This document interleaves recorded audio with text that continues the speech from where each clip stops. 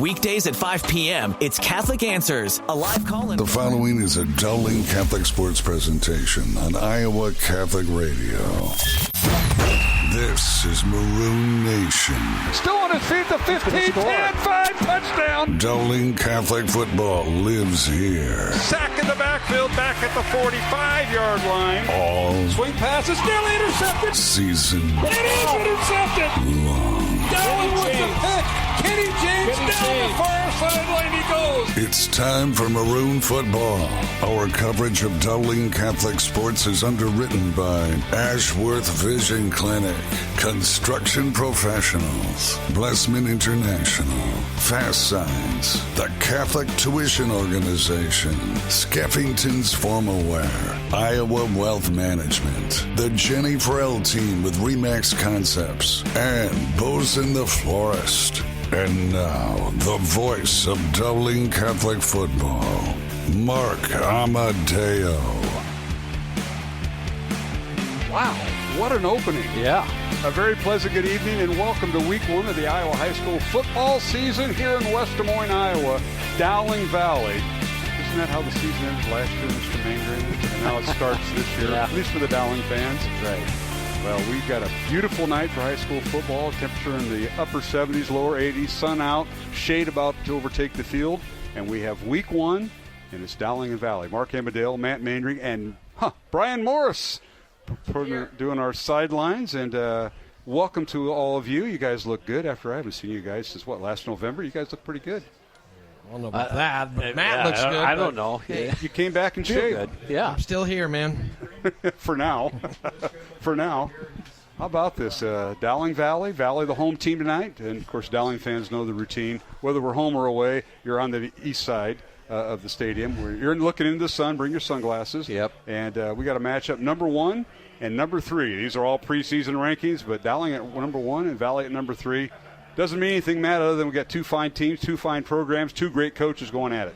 Yeah, how many times do you start the year with these two teams playing each other one of the first 2 weeks, and both of them are in the top 5 in the state? I mean, it's a common thing, and they know each other so well. But yet, the intrigue in the first week of the season is, you're bringing back part of your starters, and you're filling in a lot of gaps. Both teams lost a lot of talent, and how they're going to backfill that talent, we'll see here tonight. And whatever was their strength last year might be a little bit different this year. I look at Valley, and they got so much talent on the offensive side of the ball at the edges, and Dowling lost a dynamic running back, and it's going to look a little different for them as well.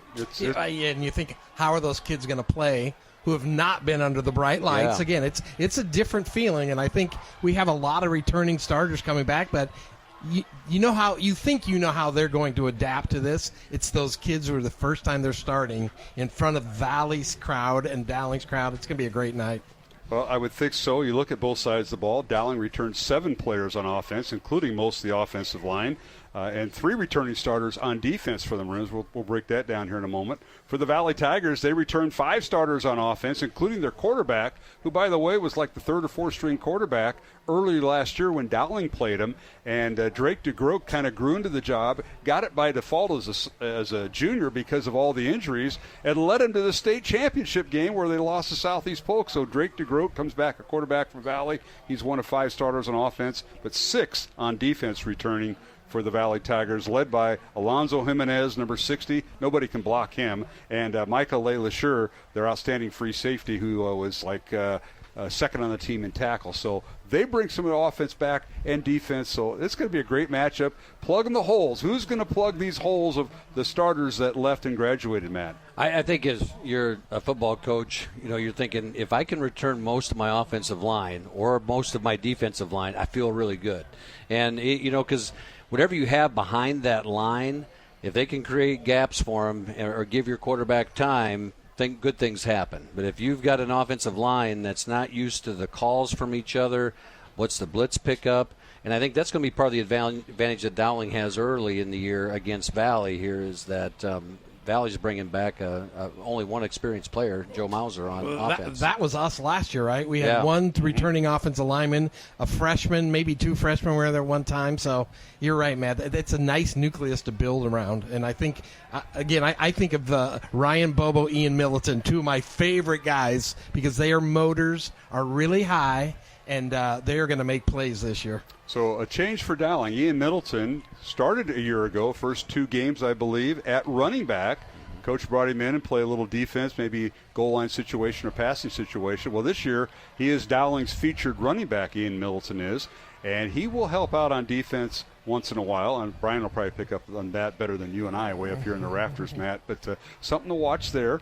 And at quarterback, Joey Nahas, who shared the position last year with Parker DePhillips, did a nice job. Well, he's a returning veteran, and he's going to get the nod to run this Dowling offense, and it's experience up front. You know, Carter Barrett getting a lot of Division I, Super Division I looks, along with Josh Miller and Cade Krause. Cade Krause moves over to center, and Evan Mitchell and Max Thomas also played a lot in the Dowling offensive line. And some guy named Brady Hagan. You know, I told him, I said, Brady, you know why they moved you to defense? Because you kept holding. He said, no, that's not true, Mr. Amadale, it's not true. Well, Brady's going to go on the other side of the ball and play defense. So that's kind of what has stacked up with Dowling in the offseason. Oh, by the way, the receiver, some kid named Jeffrey Roberts from Ames moved in, and he's going to add to the receiving core with Sammy Drexler and obviously Jimmy Nahas, as the Nahas twins are the duo back there. So a lot of intangibles there, man. Yeah, I like this tandem of Hagan and Bobo on that defense. They are 2 motors, 2 wrecking balls, and it's going to give Miles Elcock, he's going to have some opportunities because of the focus of those guys. And what's going to be fun is that those linebackers, that linebacking crew is really good. Bonanno, Miller, Blount, and Pagano, and Joel Sanka was one of my favorite kids, and they are going to be able to run to the football, and it's going to be fun to watch this defense play, and and watching a little bit of the scrimmage from last week, they're salty. They are salty. Yep, even special teams, Brian, like you have Jeffrey Roberts, the outstanding receiver who's going to run back kickoffs, along with Sam Drexler, who is coming into his own. Sammy's, I think he may be our punt returner between him and Roberts, but that's going to be special on special teams with those 2. It's going to be special on offense, too, when you can put one receiver on one side of the field, the other one on the other side of the field, and see what the teams, how they handle that, because you've got 2 really high-quality athletes. One Division I, Drexler, again, he'll get an opportunity to play football at the next level somewhere. Sure. And so Dowling has some weapons. We're just going to see if Mr. Nahas can get him the ball. Yeah, and whenever I look at an offense like this, where you got an Ian Middleton that can carry the football and pound it and suck that defense in, and then if you got speed on the edges, to me, I think of this basketball analogy. If you've got that stud at the post and you've got that stud at the arc, I mean, it really makes your game hard to defend. And I think that's what's going to challenge teams. Before we go to the matchups with the Dowling offense against Valley's defense and Valley's offense against defense, let's go through the Valley lineup. Drake DeGroat, returning starting quarterback. He got the starting job, I think it was week 4 or 5 when all the injuries happened, and he led him to the state championship game. And then the tailback had more tackles last year than rushes, and that is Blake Dorenkamp. Comes from a great family, and Blake is a junior. He had 3 tackles on defense as a linebacker. He's going to get his first varsity carry tonight at tailback for Valley. Inexperienced tailback at number 4. And then the receivers, Trent Grevengood, Jaden Brown, Jaden McGregory, who will be on both sides of the ball for Valley, wearing number 7, and Braden Showburl, their tight end / H-back. That'll be the offense. And then the offensive line, Joe Mauser returns, but everybody else is new. Jaden Emerson, Ari Reardon, Andy Rickert, and Cole Wyarda are the offensive line for Valley, which is new. And, when you get a new line, you got to get that all meshed together. Defensively for Valley, I mentioned number 60, Jimenez. Alonzo is a hard block. He's going to be like a Ryan Bobo is to Dowling. And he and Ben Booth return on that defensive line. Dustin Hertzberg and Luke Walter return at linebacker. Walter 5th in tackles, and Layla Schur 2nd in tackles, leads that secondary with McGregory. So that's what you're going to get from Valley. They've got a different kicker this year, so we'll see Conley Harn handling all the kicking responsibilities, number 83. So that's the tail of the tape for Valley. Matt, we're going to start with you. Dowling's offense against Valley's defense. I just talked a little bit about the Valley defense. They're good. They're led by a defensive coordinator who's done a great job throughout his career, and that's Willie Thornton for Valley. But Dowling's offense against the Valley defense. I think it's over the last few years, Dowling's been really running back centric, and they brought in a few guys and that were running back. You had a trio of guys back there. This is going to look a little bit different because we've had this speed guy for a long time, and now you've got Ian Middleton, who's going to take 3 guys to get him down, and he is going to pound people behind this offensive line. This offensive line, when the end of the season comes, may be one of the best that this group has had. They stay healthy. They are top to bottom. This is a really solid group, and it's going to give Joey Nahas time to throw. And the other thing I think you'll see is the speed of Drexler and Jeffrey. They're going to Jeffrey Roberts. They're going to impact the game in multiple ways. I think you'll see. In my mind, I haven't talked to Coach, but I think you'll see some more jet sweep stuff. You're going to see them. The quick screens, getting the ball in their hands, and then taking off. And I think that's going to be the thing. It's going to be so hard and challenging for defenses. But Valley's defense coming back, you got to handle Jimenez first, and you've got to neutralize him. But that means somebody else is running free. And the one thing about a Coach Joensen team is they're always solid in that front 8, and they're going to be tough. They're going to be talented and well coached, and they got speed in the back. They got speed over the top, which is going to be hard for Jeffrey Roberts to get loose, Drexler to get loose. And they also have to put the ball in the spots to make things happen. And we mentioned as far as depth, Ian Middleton gets to start at running back for Dowling. Number 5, Henry Schmidt, sophomore. Schmidt, number 24, I think his older brother played a little bit. He will be the backup tailback for the Maroons. Now we'll move over, as we got to move quickly to get to Coach Wilson. I got a tape interview with Coach Brian Morris, the Valley offense against Dowling's defense. And I'll just give you a little hint.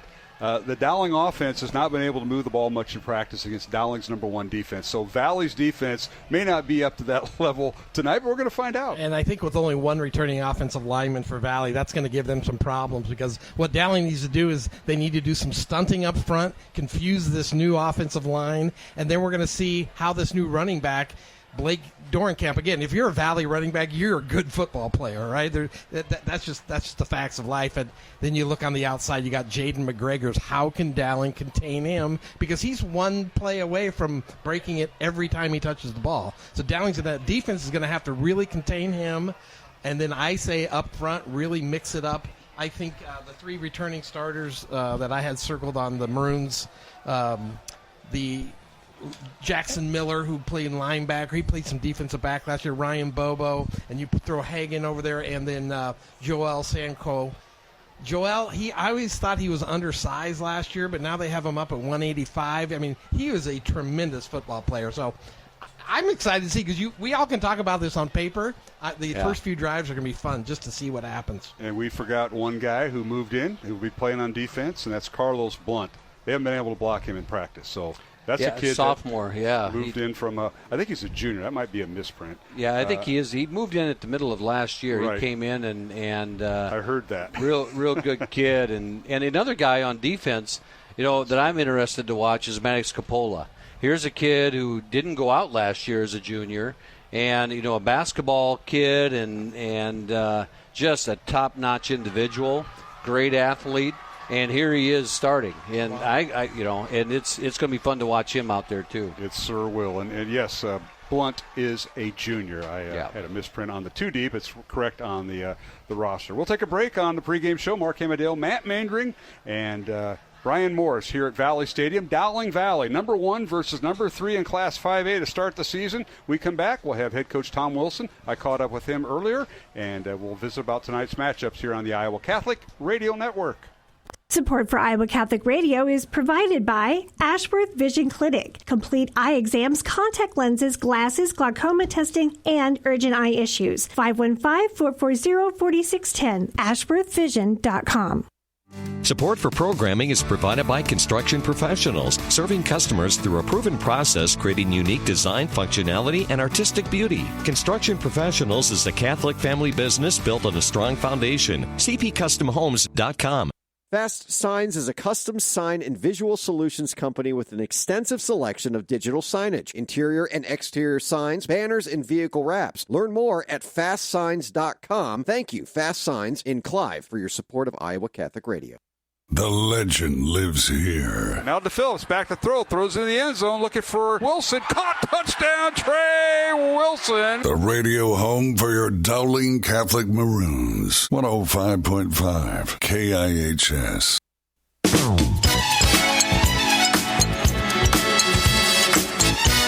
Welcome back to the pregame show here on Iowa Catholic Radio. Mark Amadale visiting with head coach Tom Wilson at Dowling Catholic as the Maroons take on Valley tonight. Week 1 of the high school football season. Coach, thanks for joining us. And, hey, it's year number 33 for you in your career, but year number 21 we've been doing this. Welcome. It's good to see you. Oh, thank you. Appreciate it. You don't look any younger. I think you get told that a lot, but I tell you what, Coach, what a program you've had, what a bunch of kids you've had come through. Now you're maybe seeing some second generation, 21 years, you never know. But talk about this group, 2025 Dowling football team, take on Valley. We'll talk more about them in the second half, second interview. But tonight, it's a brand new group. You got some experience, 8 returning starters on offense, 3 on defense, or thereabouts, and nonetheless, it's new. Yeah, it's been a good group to work with. We've had a good off season. Obviously, we lost some seniors that played quite a bit of football for us a year ago, as you mentioned, mostly on the defensive side. But it's good to get started, and it's time, and we're tired of practicing and not really playing against somebody else. So looking forward to this one. Coach, every year I look at your roster. The first thing I look for is seniors. You have 32 seniors listed on your roster. That's a lot. Some teams lucky to have 20 because it's putting in a lot of time, starting from middle school up to high school. Secondly, you got 80 kids dressed, and that's an amazing itself in this day and age where you might see 50 to 60 even on 5A rosters. So it's a testament about the program and the kids. And you hear people that have you've got a few move-ins this year. They like the atmosphere in the off season. The kids rally for each other. The coaches rally for them, not on the field, but in the weight room, which is where you get better in the off season. Well, it is, and we've had a good year in that weight room as well, and in our speed and agility stuff. But our numbers are good. Could they be better? Yes. We've probably dressed more underclassmen now than what we used to. But football is not for everybody. But we'd like to have as many as we could, and it makes us better all the way around once our numbers are up. So, hopefully we can keep working in that direction. But the 80 kids that we have dressing varsity, looking forward to them getting better as the year goes on.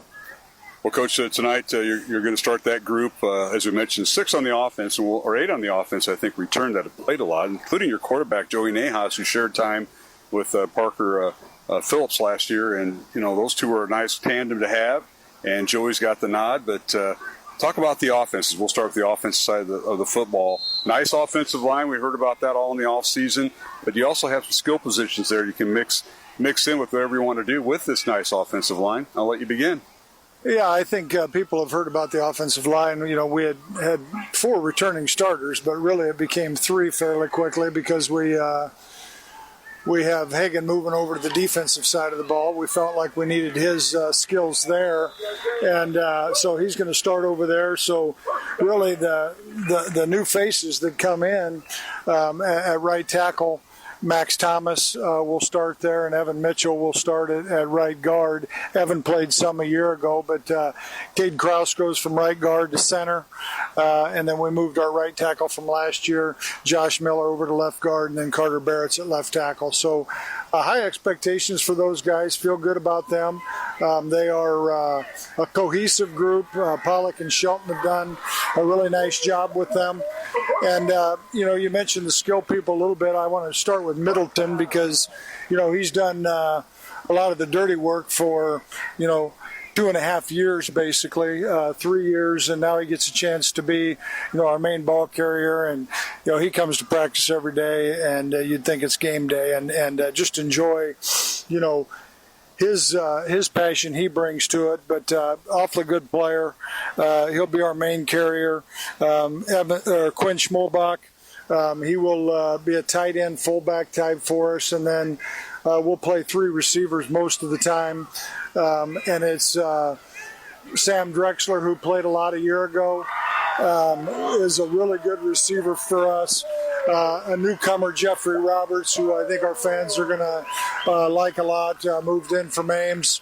And then Jimmy Nahas will be another wide receiver. So we feel pretty good about those skill guys. And you have a new coach of the staff on the offensive side, Brady Waltz, came from Ankeny. He was on their staff, but he's coaching the tight ends. And you mentioned one of them, tight end, H-back, if you will, Quinch Smolbach, and Leighton Oldfield, a sophomore at tight end. Yep, Leighton has done a nice job for us. He'll definitely get on the field. Sam Spracklin's another tight end that's a sophomore that we like a lot. Getting Walls here is fantastic. I've known him since he moved here from Oklahoma. He joined the Ankeny staff. They had a teaching position at that time, and we didn't. And he's been over there, won a state championship over there with them, and coached some really good players. And he went to make a change, and he might have made that change, and 30 seconds later I was on the phone talking to him, and I didn't exactly need another coach, but you don't turn away quality people and quality coaches like that. So awfully glad to have Brady Walls with us. Busy with head coach Tom Wilson at Dowling Catholic, 21st year as the Maroons head coach. We'll take a break in our first segment as it's Dowling and Valley tonight here at Valley Stadium in West Des Moines, 7 o'clock kickoff. This is Mark Hamadale. We'll return for our second segment with head coach Tom Wilson, talk more about the Dowling defense and tonight's opponent, the Valley Tigers, here on Iowa Catholic Radio. This is Dale Ahlquist with a Chesterton Minute. Have you ever heard someone say, since every religion claims to be true, well, then none of them are true? Even though this is not a very intelligent comment, it does not prevent people from saying it. G.K. Chesterton says probably one of the creeds is right and the others are wrong. Logically, most of the views must be wrong, but there's nothing logical to the idea that all must be wrong. Think about betting on a horse. Many people bet on the wrong horse, but some bet on the right horse.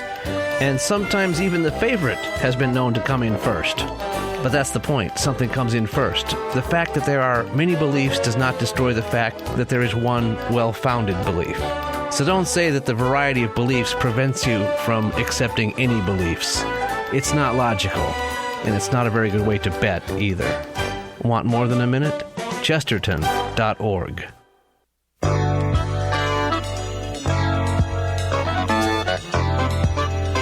Welcome back to the pregame show here on Iowa Catholic Radio. Mark Hamadale will continue my conversation with head coach Tom Wilson of Dowling Catholic. It's Dowling and Valley, opening night of the high school football season, about ready to set the kickoff. Coach, we talked earlier about the Dowling offense. Let's talk about the Dowling defense. Just 3 returning starters. Well, you're moving Hagan from the offensive line to the defensive line. Maybe 3.5 starters, but I saw Brady Hagan the other day, and I said, hey, I heard they moved you. And he says, yeah, I'm on defense now, and I love it. And I said, well, you know why they did it?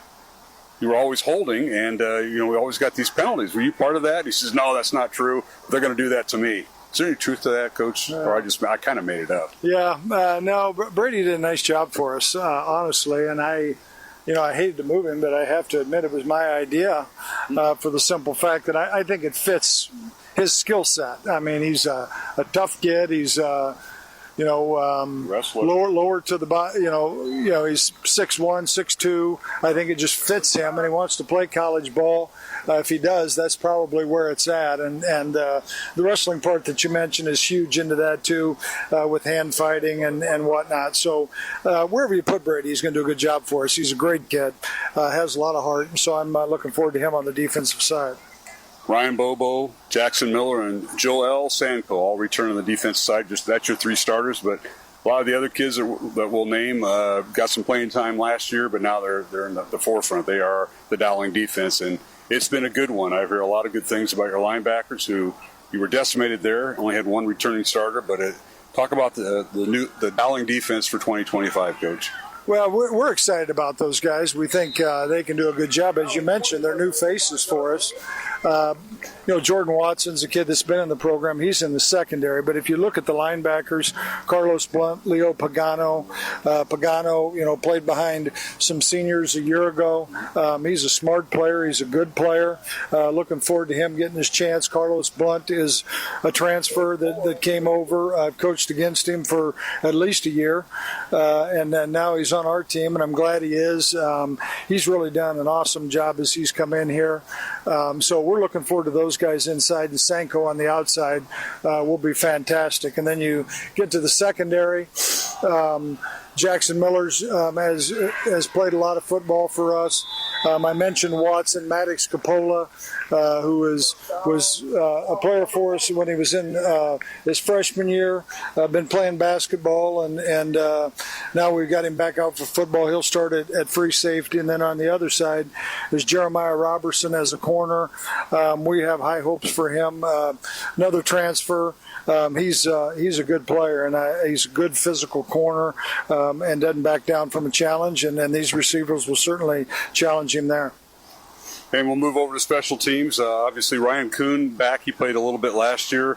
Him and Blount were your kickers. But talk about the kicking game. And, of course, that's so important as special teams. I know Coach Van Veen is coaching special teams, but very important. And you have Jeffrey Roberts, and Sam Drexler, punt return and kickoff return. Very exciting there every time they punt the ball to Dowling. The returners should be fantastic. And Ryan Kuhn, he did help us some last year, along with Marty, as you mentioned. Punter-wise, likely start with Jackson Miller. We've got a few guys in the mix there. Long snapper will be Jack McLaughlin. But as you mentioned, those special teams are so important to us in a field position game. We have to do something to give us an advantage, and we hope it can be there. All right, let's talk about Valley, the week one opponent. That's nice. The state matches up. First year of the two-year districts, and you get the Valley Tigers, who, by the way, knocked Dowling off last year. That's how you ended their season. Talk about what Coach Joensen has. He does have a quarterback. That was by default. They got a lot of playing time last year, and Drake DeGroat, and he's going to lead their offense. And I think he took over like week 4 when they had all their injuries. They got a really good quarterback. They've got really good skill positions. I think DeGroat's going to Northwest Missouri State. They've got McGregory, who plays both ways. He's going to Louisville. Jaden Brown has, I think, FCS offers, and they have a couple other guys in there that I think are really, really good. Grevin Good kid played against us a year ago, good speed. So really the scary part is their skill people, and I think they've got one or two guys that's played on the offensive line that are back, and they always do a good job there. But it's really their skill guys that concern us. And if we have a chance to get pressure, on that quarterback, we've got to get him to the ground, because he can run around, and it's tough to cover those guys for a long time. I asked Coach Joensen this: high scoring, low scoring, week 1, and it's Dowling Valley. What are your thoughts on the keys to the game for Dowling, and will it be a high or low scoring game? Well, I think I just kind of mentioned it. If can we hang with their skill people, and that will be interesting. There's times where I thought it's going to be low scoring and it ends up high scoring. I mean, what do we know? It's the first game of the year. Both teams are going to make mistakes. Both teams are going to have strengths. They're going to have weaknesses. Great thing about it is we'll probably find out a lot about each other. Coach Wilson, thanks for joining us here on the pregame show. Best of luck tonight in Dowling Valley, and we look forward to talking to you at halftime and then during the postgame. All right, thanks, Mark. Head coach Tom Wilson visited with me here on the pregame show before Dowling and Valley here at West Des Moines Valley Stadium. Alongside Matt Mandry and Brian Morris, I'm Mark Amadale. We'll take a break, come back with the kickoff. But first, a word from Dr. Dan Ryan, the president of Dowling Catholic High School, and our pregame prayer with Father Reed Flood. Coming up, the kickoff, Dowling Valley on the Iowa Catholic Radio Network. The radio home for your Dowling Catholic Maroons. 105.5 KIHS, Perry, Des Moines. IowaCatholicRadio.com and the Iowa Catholic Radio mobile app. Encounter Jesus. Iowa Catholic Radio is 105.5 KIHS, Perry, Des Moines, 89.3 KDVM, Mason City, and 89.9 KCSL, Spencer, Spirit Lake, or anywhere on the Iowa Catholic Radio app. Support for programming is provided by Construction Professionals, serving customers through a proven process, creating unique design, functionality, and artistic beauty. Construction Professionals is a Catholic family business built on a strong foundation. CPCustomHomes.com. Mercy One is proud to support Iowa Catholic Radio. Mercy One helps you live your best life. Find personalized care for you and your loved ones at mercyone.org. Hi, this is Dr. Dan Ryan, president of Dowling Catholic High School. Welcome to another season of exciting Dowling High School football. We are proud to be partners with Iowa Catholic Radio, not only broadcasting football, but also being partners in preparing Christ-centered leaders for life. Go Maroons. Hello, my name is Father Reed Flood. Let us pray together for the coaches, players, and trainers for this athletic competition this evening. In the name of the Father, and of the Son, and of the Holy Spirit, amen. Heavenly Father, we thank you for all your gifts. We ask that you bless all those involved in this athletic competition this evening. We ask that you keep them safe and that they show good sportsmanship. We ask this through Christ our Lord. Amen. Saint Sebastian, pray for us. In the name of the Father, and of the Son, and of the Holy Spirit. Amen.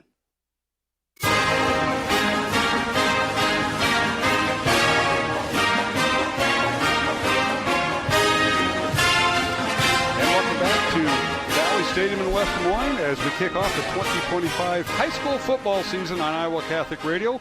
My name is Mark Amadale, joined by Matt Mandry here in the broadcast booth. And down on the sidelines for our Jenny Farrell sideline report, proud sponsor of Dowling Catholic High School football, helping generations of Dowling Catholic families with their real estate investments. Learn more at jenniferfarrell.remax.com. And that is Brian Morris on the Dowling sideline. Brian, give us an update. It's 84 degrees at kickoff. 84 degrees, guys. No wind down here. Valley decided to defer, take the kick in the first half. Let's see if the Maroons can put some points on the board. Beautiful night. The Maroon crowd is in full force tonight, guys. Dowling's kicking off, Brian. Valley is. Oh, Valley's kicking off. Excuse me. Yeah, there you go. We're in white. Sammy's going to get a shot at it. At the goal line, almost went in the end zone, and he picks it out. Running left is the Maroons. All the way up is Jeffrey Roberts, and he gets across the 20. Boy, he had one more hole to go. He did. And Dowling in the all-white tonight. Valley in their home black uniforms, white numbers. And first and 10, Dowling on their own 23-yard line here, Matt. Good tackle there by Denault Moore for the Tigers as Jeffrey Roberts was looking for a seam and almost hit one there. And here come the Maroons. And so the new-look Maroons as we come out here, except, Joey Nahas had a lot of experience last year, and so this is old hat for him. Let's see how we do it. 6-foot senior at quarterback. They run out of the pistol formation. Two receivers right, handoff Middleton, right up the gut he goes, finds the seam, spins out of a tackle, gets across the 30 up to the 36-yard line.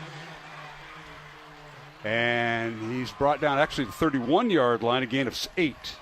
That's one of the things you're going to see from Ian Middleton. He has such a center of balance. We talked about that with our running backs. I think Coach Meeks does a great job of teaching these kids center of balance. There he looked like a pinball machine a couple times, but he's going to be a tough out. It's going to take one or two guys every time, two guys to get him down. Now kind of a tight formation for Dowling, and now here's a little toss, end around, if you will, to Sam Drexler trying to get outside the numbers. He does, down the near sideline, out of bounds, but a first down for the Maroons at the 41-yard line where he steps out. Nice little run there. I saw that run in practice the other day, and I went for a little bit more. Yeah, I think I don't doubt that.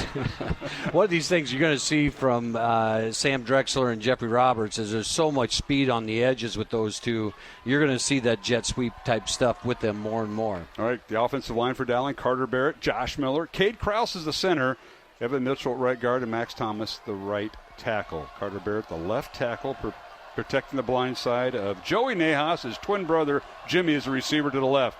On play action, Nahas over the middle. Pass is caught, stretching out and grabbing the ball. He got knocked out. And then he got knocked out of his hands, incomplete. But what a stretch by Jeffrey Roberts, incomplete.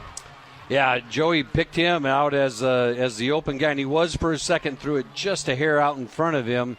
And the Valley defense was sitting there. Hayden Demaray was sitting there waiting for him and ready to lay the lick on. So it'll be 2nd and 10 from the Dowling 42.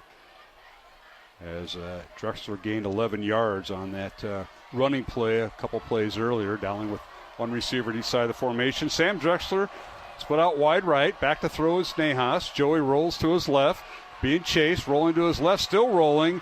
And he's going to be hit and dropped at the line of scrimmage. And he'll stay in bounds at the 41-yard line. May have lost a half a yard. Dustin Herzberg from his linebacker position did a really good job of flowing over the top and mirroring Joey as Nahas rolled out to the left side of the field and came over the top, stopped him for a minimal gain, or right at the line of scrimmage, no gain. So Ian Middleton in the backfield, Sam Drexler, Jeffrey Roberts, Jimmy Nahas, along with Quinn Smallback. He'll be the H-back. Sometimes they'll use a tight end, and sometimes they'll use a fullback, Will Dowling. Maroons on 3rd and long. 3 receivers right, 1 goes in motion, 1 to the left. Middleton in the backfield. Joey Nahas calling signals. Back to throw as he fakes it to Middleton. Down the far sideline, he lost it over everybody, and the pass is incomplete. Lofting into the air was Jeffrey Roberts, and it's broken up at the 15-yard line of Valley, and it'll bring up 4th down for Dowling. He got up a step behind, and a great defensive play there again for Jaden McGregory. You know, we haven't said that name very often over the last few years, kidding. and he went up there and made a good play on Jeffrey Roberts and knocked the ball out. So Dowling's going to end up having to punt the ball away in this series. All right, number 45, Jack McLaughlin is Dowling's long snapper.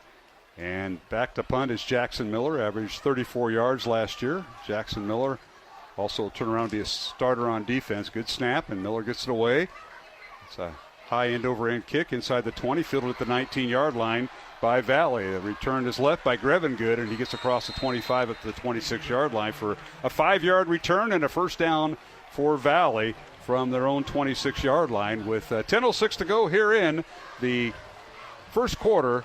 No score, Dowling and Valley. Now let's go down to our Jenny Farrell sideline report. Proud sponsor of Dowling Catholic High School football, helping generations of Dowling Catholic families with their real estate investments. Learn more at jenniferfarrell.remax.com. Brian Morse, take it away. Yeah, Jaden McGregor, guys, made a good play on that, but they're putting him one-on-one against number 3 for Dowling, Jeffrey Roberts, excuse me. So we'll see what Sam Drexler can do. All right, Brian, thanks for that update. And now a 1st down play for Valley as the Tigers take it from their own 28-yard line, they'll call it. And they run a running play to the right side for about 6-7 yards there. Yeah. Man, nice gain that time. It was a nice gain there. Drake DeGroat, he's an outstanding quarterback. He really blossomed last year, obviously, as we talked about in that game. He started against us and then came on and just flew through the air. His precision is good, and right there he did a little read option and gave it off, and a nice run for the Tigers. All right, DeGroat at quarterback. In the backfield is Blake Dornkamp, 5'10", junior. And now we've got timeout Valley, so we'll take it with them. 9:21 remaining here in the first quarter. Valley uses the first time out of the game, and we'll be back to Valley Stadium with no score. Valley and Dowling on the Iowa Catholic Radio Network. Support for Iowa Catholic Radio is provided by Skeffington's Formal Wear, in business since 1951, with locations in Des Moines, West Des Moines, Coralville, and Ankeny. Skeffington's Formal Wear, fitting you for life celebrations. Online at skeffingtons.com. Support for Iowa Catholic Radio is provided by CTO. Your support has helped thousands of students attend our Catholic schools. CTOIowa.org. At CTO, the bottom line, it's for the kids and their future. Support for programming is provided by Construction Professionals, serving customers through a proven process, creating unique design, functionality, and artistic beauty. Construction Professionals is a Catholic family business built on a strong foundation. CPCustomHomes.com. Support for Iowa Catholic Radio is provided by Bozen the Florist. Valentine's Day, Mother's Day, weddings, whatever the message, say more with Bozen. Bozen.com. 515-244-ROSE. Bozen makes the moment mean more. Every single snap. Inside the 40, down the near sideline, Sammy Drexler, touchdown Maroons from 69 yards. Your Maroon Cruise Station, 105.5 KIHS.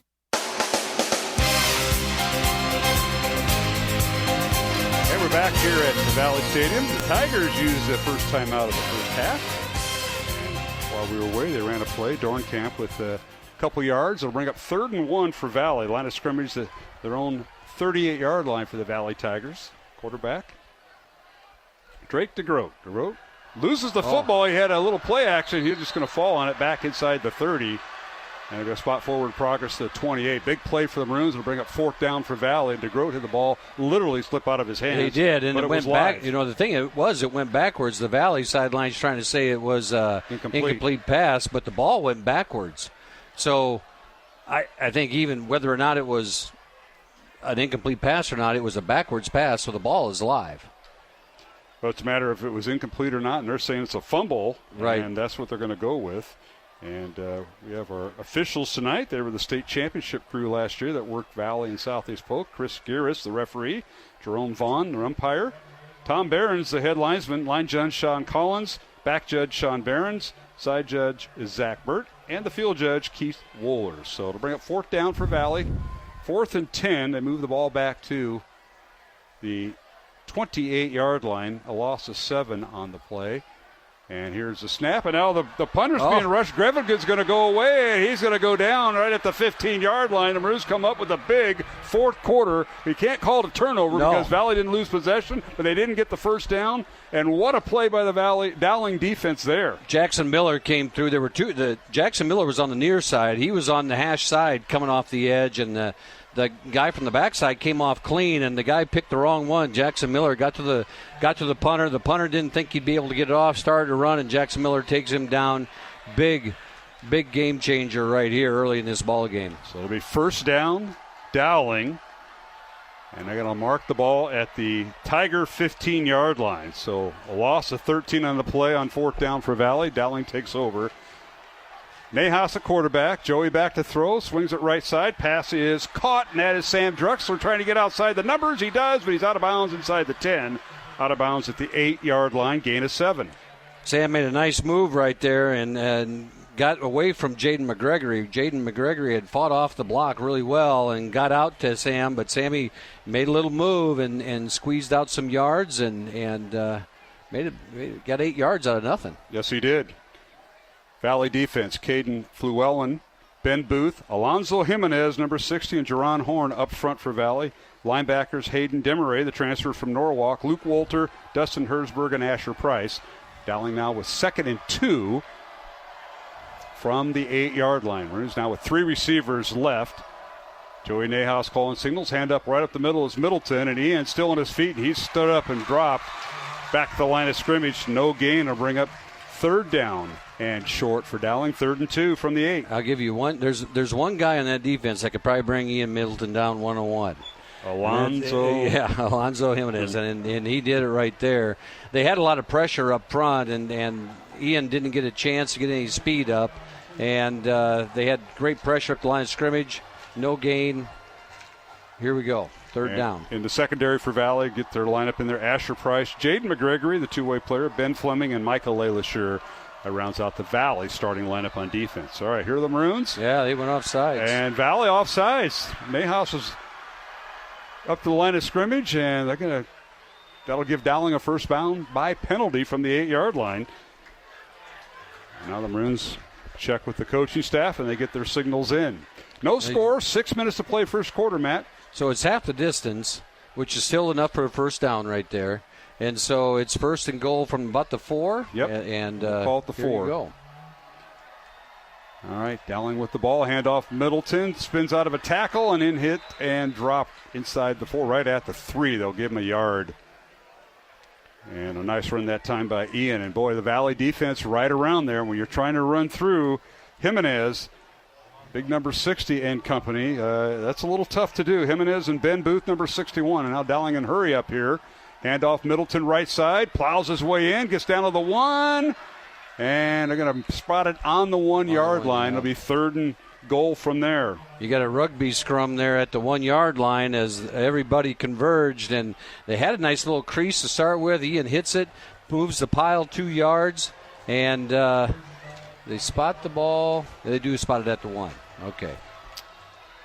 All right, 3rd and goal, Dowling at the 1 of Valley. Maroons going left to right, handoff Middleton, dives in the end zone, touchdown, slides off a tackle as he went over the right side of the Dowling offensive line and scores.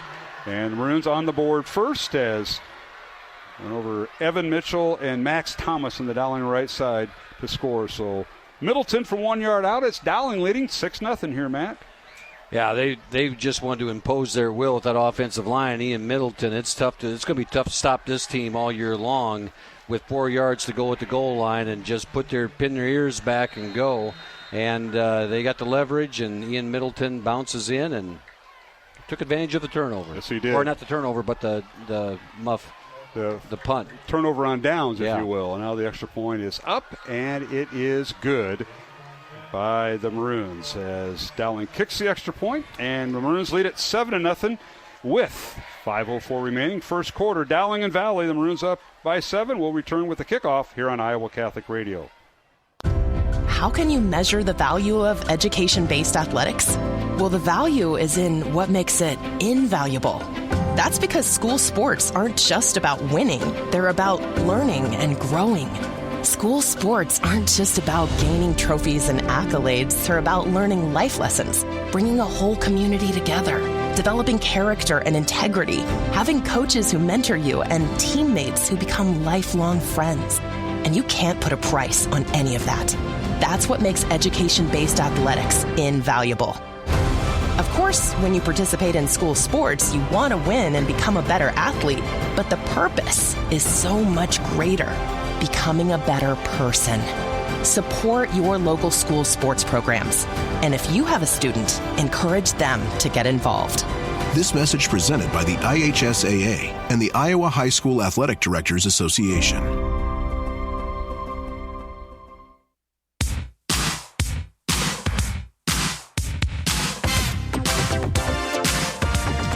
Back here at Valley Stadium in West Des Moines, Dowling takes advantage of a turnover on downs and goes 4 plays, 15 yards, capped off by Ian Middleton's 1-yard run. And now here's a squib kick by Kuhn on Dowling's kickoff, picked up by one of the upbacks for the Valley Tigers, and he returns it across the 35, and he's up near the 40-yard line. That's Blake Dornkamp, the starting tailback, who was one of the up men, and that's where the Tigers will start 1st and 10.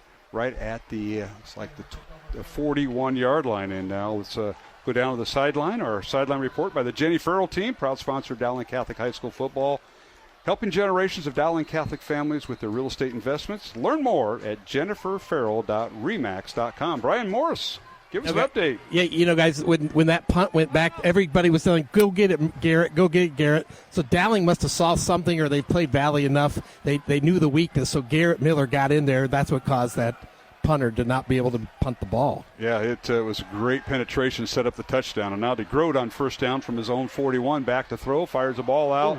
The pass is picked off by the Maroons. They're going to say hit the ground first. He almost had a pick.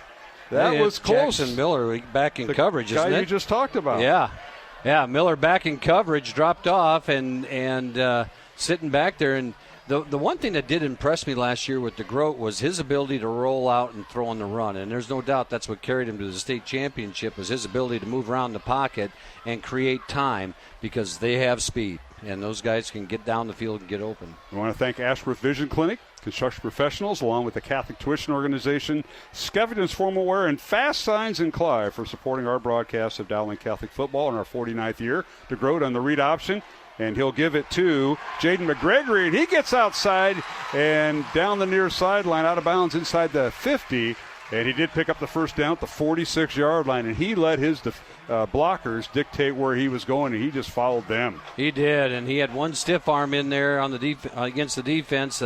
Let him get the first down, and he's a talent. And they're going to continue to look for ways to get him the football, but nice run there by McGregor. Good convergence by Dowling over the top to get to him and not let it go for more than that. Yeah, Jaden McGregory does it all. He's on all the special teams, and he gained 13 yards. First down Valley at the Dowling 46 for the first time tonight. Valley in Dowling territory. Tigers now 3 receivers right, 2 to the left. They fired underneath the flat route, and it's caught by Dornkamp, the tailback, who has had a couple carries here in this first quarter. And that's the first couple of carries in his career as he played linebacker last year. And he made the catch there, and he's out of bounds at the 42 of Dowling. Gain of 4. Yeah, quick out there, and DeGroat put it right on him. Carlos Blount was in trail and was able to chase him out of bounds for make it a short gain. But a nice pickup for the Tigers as they continue to move the ball right now. All right, 2 receivers right and 2 to the left for Valley. Have 1 back in the backfield. Drake DeGroat, 6'1" senior quarterback, and he gets the handoff, and that is to Dorncap, and he's loose in the secondary, and he's picked up some running room, and he's brought down inside the 30 at the Dowling 29, and a quick hitter off the right side there. That was, and they had somebody coming up in a blitz, and the blitz ran by it, and that's a hard thing. I don't know which defender that was, but he overran the play and allowed Dorncamp to get underneath him, and there's no one there. Big gain for the Tigers. Ryan Bobo, Brady Hagan, Miles Elcock, and Anthony Bonanno, the front 4 for Dowling, as the Tigers now at the line of scrimmage. 1st and 10 from the Dowling 29. Dowling leading 7-0. Handoff Dorncamp, and he's hit and dropped as he tried to turn the corner for no gain.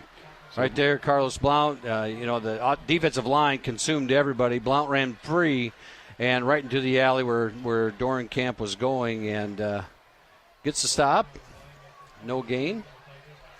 And away we go. It's funny how you're watching both teams here playing games with their secondary, disguising their coverages. Both teams are, because they know what threats are on the edges with both of these teams. Linebackers for Dowling, Anthony Bonanno, Jackson Miller, Carlos Blunt, and Leo Pagano. Now here is DeGroat back to throw, and he fires it out, and it's caught by the tight end coming out of the backfield, and that is Braden Schoberl, a 6-foot junior, carries it all the way down, and that's the Valley staple right there. A 3rd and long down to the, 15, 16-yard line. They'll spot him out of bounds. So just short. Oh, they're moving the chains now. Yeah, Maddox Scapola, his first tackle out there, I believe, as a Maroon on this starting defense, and he came up in coverage and made a nice play. But it's one-on-one with that tight end, and the guy left to go get DeGroat and runs free. Yeah, Braden Schoberl with his first reception of the season. Back to throw DeGroat on 1st down, fires over the middle, and the pass is caught.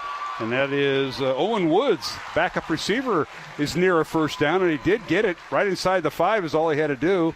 And it's 1st and goal Valley at the Dowling 5-yard line on a pickup of 11. It was. DeGroat does a good job, and Owen sat right down in the middle of the defense, and he hit him and then let him run, and they ran after the catch. And early in a ball game like this, the speed of each side of the ball is different than what you've been seeing in practice. And so these defenses and offenses got to get used to this. Advantage to the offense generally as you start a season. Yep, for the last 3 weeks or so, they've been fighting themselves in practice. Back to throws to DeGroat, 1st and goal at the 4. Lobs in the end zone, and the pass is knocked away, incomplete. Nice individual effort that time by Dowling Catholic as Jordan Watson knocked away from the intended receiver. Jaden McGregory was the intended receiver. Great play by Jordan Watson as he came over the top, was patient because that ball was lobbed up. That's one of those where DeGroat throws it up for McGregory, just go get it. And Jordan waited until the ball got there, saw hands, and went to the football. Dowling secondary, Jordan Watson, as we mentioned, along with Jeremiah Robertson and Maddox Capola, the free safety. So it's 2nd and goal at the Dowling 4 for Valley. Maroons lead it 7-0. 69 seconds remaining in the first quarter. Valley going right to left or south to north. Here's DeGroat, handoff to Dorncamp, and he pushes forward down to maybe the 3, and he stood up there. And it'll bring up 3rd and goal from there. A little more than a yard there as both of these lines sit there and battle each other, and got stood up, and Dorncamp gets his first taste of running into that rugby scrum. And they're going for the ball. They are. Yeah, you got to cover it up. All right, 3rd and goal, and Valley will obviously in 4-down scenario. It's a matter of what they want to do on 4th down if it gets there. Kick or go for it. Tigers with 3 receivers left, 1 to the right. Dorncamp in the backfield. DeGroat calling signals. Back to throw. Swings into the end zone. Fires it towards the pylon. The pass is incomplete as he threw it right into double coverage. He tried to hit Jaden McGregory, who now lined up on the right side of the formation instead of the left, and he tried to put a missile in there. Yeah, he did. He's throwing to a spot right there. That's in practice. You're telling McGregory you're going to cut and come right back to the pylon. The ball's going to be right at the pylon, and the Dowling defense had him double covered and broke it up. They're going to try a field goal here, so Mason Motzenbacher, number 45, is a short snapper. The holder is Micah Leylashur, one of the starting defensive players. And the field goal by Conley Harn from the right hash. Kick is up, and it is good. So Valley on the board with 18 seconds remaining in the first quarter. Valley with a 20-yard field goal. And it's Dowling 7, Valley 3. We'll take a 1-minute break and return to Valley Stadium here on Iowa Catholic Radio. Support for Iowa Catholic Radio is provided by Ashworth Vision Clinic. Complete eye exams, contact lenses, glasses, glaucoma testing, and urgent eye issues. 515-440-4610. AshworthVision.com. Support for Iowa Catholic Radio is provided by Skeffington's Formal Wear, in business since 1951, with locations in Des Moines, West Des Moines, Coralville, and Ankeny. Skeffington's Formal Wear, fitting you for life celebrations. Online at skeffingtons.com. Fast Signs is a custom sign and visual solutions company with an extensive selection of digital signage, interior and exterior signs, banners, and vehicle wraps. Learn more at fastsigns.com. Thank you, Fast Signs in Clive, for your support of Iowa Catholic Radio. Support for programming is provided by Construction Professionals, serving customers through a proven process, creating unique design, functionality, and artistic beauty. Construction Professionals is a Catholic family business built on a strong foundation. CPCustomHomes.com.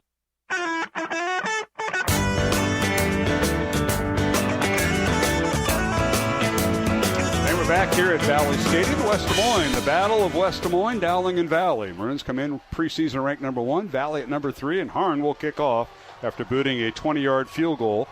And Dowling will field it at the 3-yard line. Maroons on the return and spun around and finally spun down shy of the 25-yard line is Sam Drexler on the return. So the Dowling offense will take over. 1st and 10 from the 24-yard line. And right now, let's go to our Jenny Farrell team sideline report. Proud sponsor of Dowling Catholic High School football, helping generations of Dowling Catholic families with their real estate investments.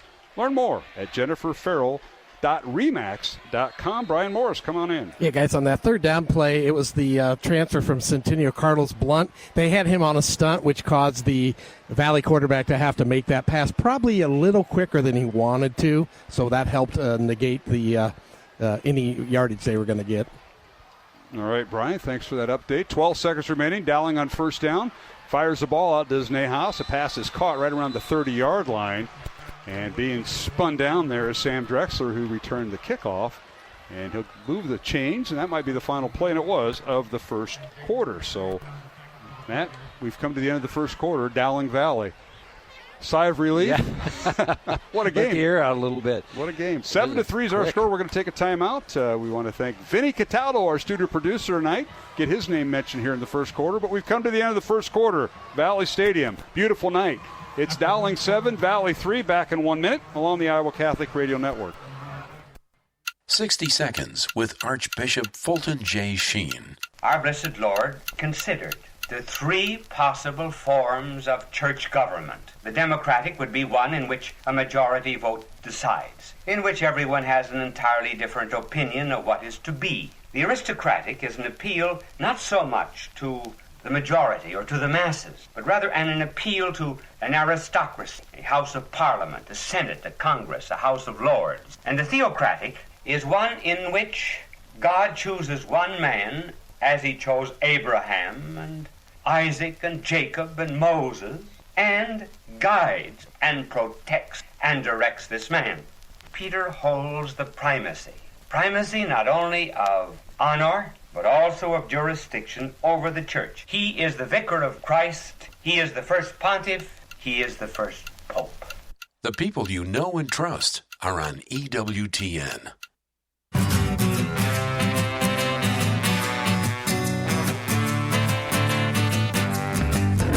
And we're back here at Valley Stadium, West Des Moines. Believe it or not, the second quarter underway.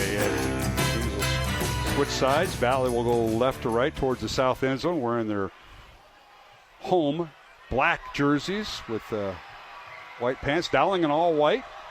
And it'll be Dowling's football. And on play action, a sack in the backfield by the Valley Tigers. They hit. Jerron Horn, the linebacker, comes in and gets Nahas as coverage broke down. They're going to spot it back. It was a 31-yard line. They're going to move it all the way back to the Dowling 25. 6-yard loss, Matt. Yeah, breakdown there as he came untouched off the backside, and Nahas didn't have a shot at anything because Horn was right there. And good play by them, good dial up by the Valley defense. Certainly was. 7-3 is our score. Dowling with the lead over Valley. Underway here in the second quarter. Beautiful night. Game time temperature was 83 degrees. Southwest wind at 5 miles per hour. Humidity at 41%. Nahas at quarterback. Back to throw. Looking left. Now looks over the middle. Fires down the near sideline. Pass is incomplete. 10 receiver Jeffrey Roberts. And it'll bring up fourth down as the Maroons were sacked on third down. It'll bring up fourth down. They're going to watch that on tape. And I tell you, he had a hold of his jersey the whole way down there and didn't tug. He just had a hold of it and was going for a ride down the field, and Jeffrey Roberts couldn't escape. So here we go. Jackson Miller back. I'm glad Morris isn't commenting on that because it'd be somewhere else. We'll bring you in there on the Jenny Farrell sideline report in a minute. I can't wait to hear this. All right, fourth down for Dowling, and the Maroons will punt it away. And back to punt is Jackson Miller. Good snap, good kick, high end-over-end kick. And two deep backs, safeties back there for Valley at the 35 and making a move, and that is their outstanding Michael LeLacheur. He got loose for a bit, got it all the way up to the 50-yard line. A 16-yard return for LeLacheur. And, boy, he did a little dancing and dodging out there. And Valley's going to have the ball at midfield. Great open field tackle by Leo Pagano right there as he's the safety on that one. And one thing with Jackson Miller punting, you got another great tackler back there as well. But Leo Pagano did a great job out in space of getting him down and preventing that. Looked like that could have gone. It could have. Let's go down to our sideline report from the Jenny Farrell team, proud sponsor of Dowling Catholic Football, helping generations of Dowling Catholic families with their real estate investments. You can learn more at jenniferfarrell.remax.com. Brian, what'd you think? That defensive back was holding every coach down here was yelling, but apparently the ref who was standing in front of it didn't see it. Yeah. No harm, no foul. Now DeGroat, little keeper after play action, faked it to the tailback Dornkamp, and DeGroat goes around left in and picks up 3, maybe 4 yards. They'll spot him down at the Dowling 46. Yeah, good read there by DeGroat as he rides Dornkamp and then pulls at the last minute and is able to get out to the edge untouched and runs out of bounds for a quick pickup. Dowling 7, Valley 3. 10:50 remaining here in the second quarter from Valley Stadium. The players are all in the shade, and the Dowling fans over there, 95% of them are in the shade, man. I think they take their sunglasses off now. 2nd and 6, Valley. DeGroat in the backfield, has time, now being chased. Squirms through a couple defenders. Now he'll slide down to the 44-yard line for a gain of 2. Great coverage downfield, and if you're able to cover these 3 guys that long, that's great coverage. And DeGroat had to move. He had to change. The pocket pressure was great. He spins out, and one of the things he did really well last year was throwing the run, but right there, nothing happening. Yeah, he had Bobo, and I think it was Bonanno kind of chasing him. He kind of split the defenders, and then he saw what was ahead of him. That was the next group, the linebackers, and he slid. They're going to mark him back to the 45-yard line. So a gain of 1 for DeGroat. It's third and 5 for Valley. The shotgun, DeGroat looks left, quick hitter. It pass is caught over there, and that's Grevengood. And he's hit and dropped after picking up the first down, but just by a few yards on a quick hitter there. The timing pattern works so well. It does, and the coverage was really good out there, and he hit him right at the time when he got the ball. I believe it was Jeremiah Roberson, but Grevengood, he's a strong young man, and he just carried him a couple yards there for the first down. He got 8 yards on a third down play, so it's 1st and 10 Valley. Game clock running, 9:30 here in the second quarter. 3 receivers to the right, 1 to the left. Valley going left to right, north to south, wearing their home dark jerseys, Dowling in all white. And here is DeGroat. Well, they're going to run the option initially, but he'll keep the football and bring it down to the 31-yard line. He'll pick up 6, and kind of the read option, if you will, the old, maybe I'll lateral it to my tailback. Yeah, it almost like a quarterback draw, but they moved around the running back, and it looks like he's going to pitch it, and he takes it up the middle. I believe they pulled the backside guard on that and created a crease there. Nice run, pick up there on first down for the Tigers. Valley signaling their plays in, and Grote breaks the huddle. They will huddle up. They'll send McGregory and Grevengood to the right along with one other receiver. So they overload the right side. No receivers to the left. Double tight end set. DeGroat back to throw. He's going to keep it. And he does like basically a quarterback draw, and he goes down inside the 25, and they're going to put him down at the 22-yard line. That's enough for a first down. Again, quarterback draw, and he got all those speedsters out to the right. You're right, Mark, and your eyes go somewhere else, and DeGroat's savvy enough that he sees that and is able to go off tackle with it. And there's, you see Coach Jack got a little animated, which is hard to believe, but he, the linebacker left, and there should be someone there mirroring DeGroat, so he can't do that. My daughter had had Adam as her teacher. He said he was very laid back in Pilates, but not here. Back to throws DeGroat, fires the ball over the middle. The ball is tipped and incomplete. Luke Walter had it in his hands momentarily, or it was Brown. No, it was Jaden Brown that had it, and he tipped off his hands, deflected, incomplete. Adam Jack was my daughter's Pilates teacher freshman year. Yoga. He said, Dad, I don't know what you're talking about. He's not that intense. I said, oh, okay. It's yoga. You relax. It's yoga and it's Pilates, and it's music, and it's calmness. It's and, calm. Well, that's right. That's my personal experience, Matt, for what it's worth. He's different when he's teaching yoga and when he's in the weight room. Anyway. Exactly. 2nd and 10, Valley from the Dowling 22 here, Matt. Yeah, they dodged a little bit of a bullet there because Brown did get slipped back as everybody converged on DeGroat. DeGroat's really driving this.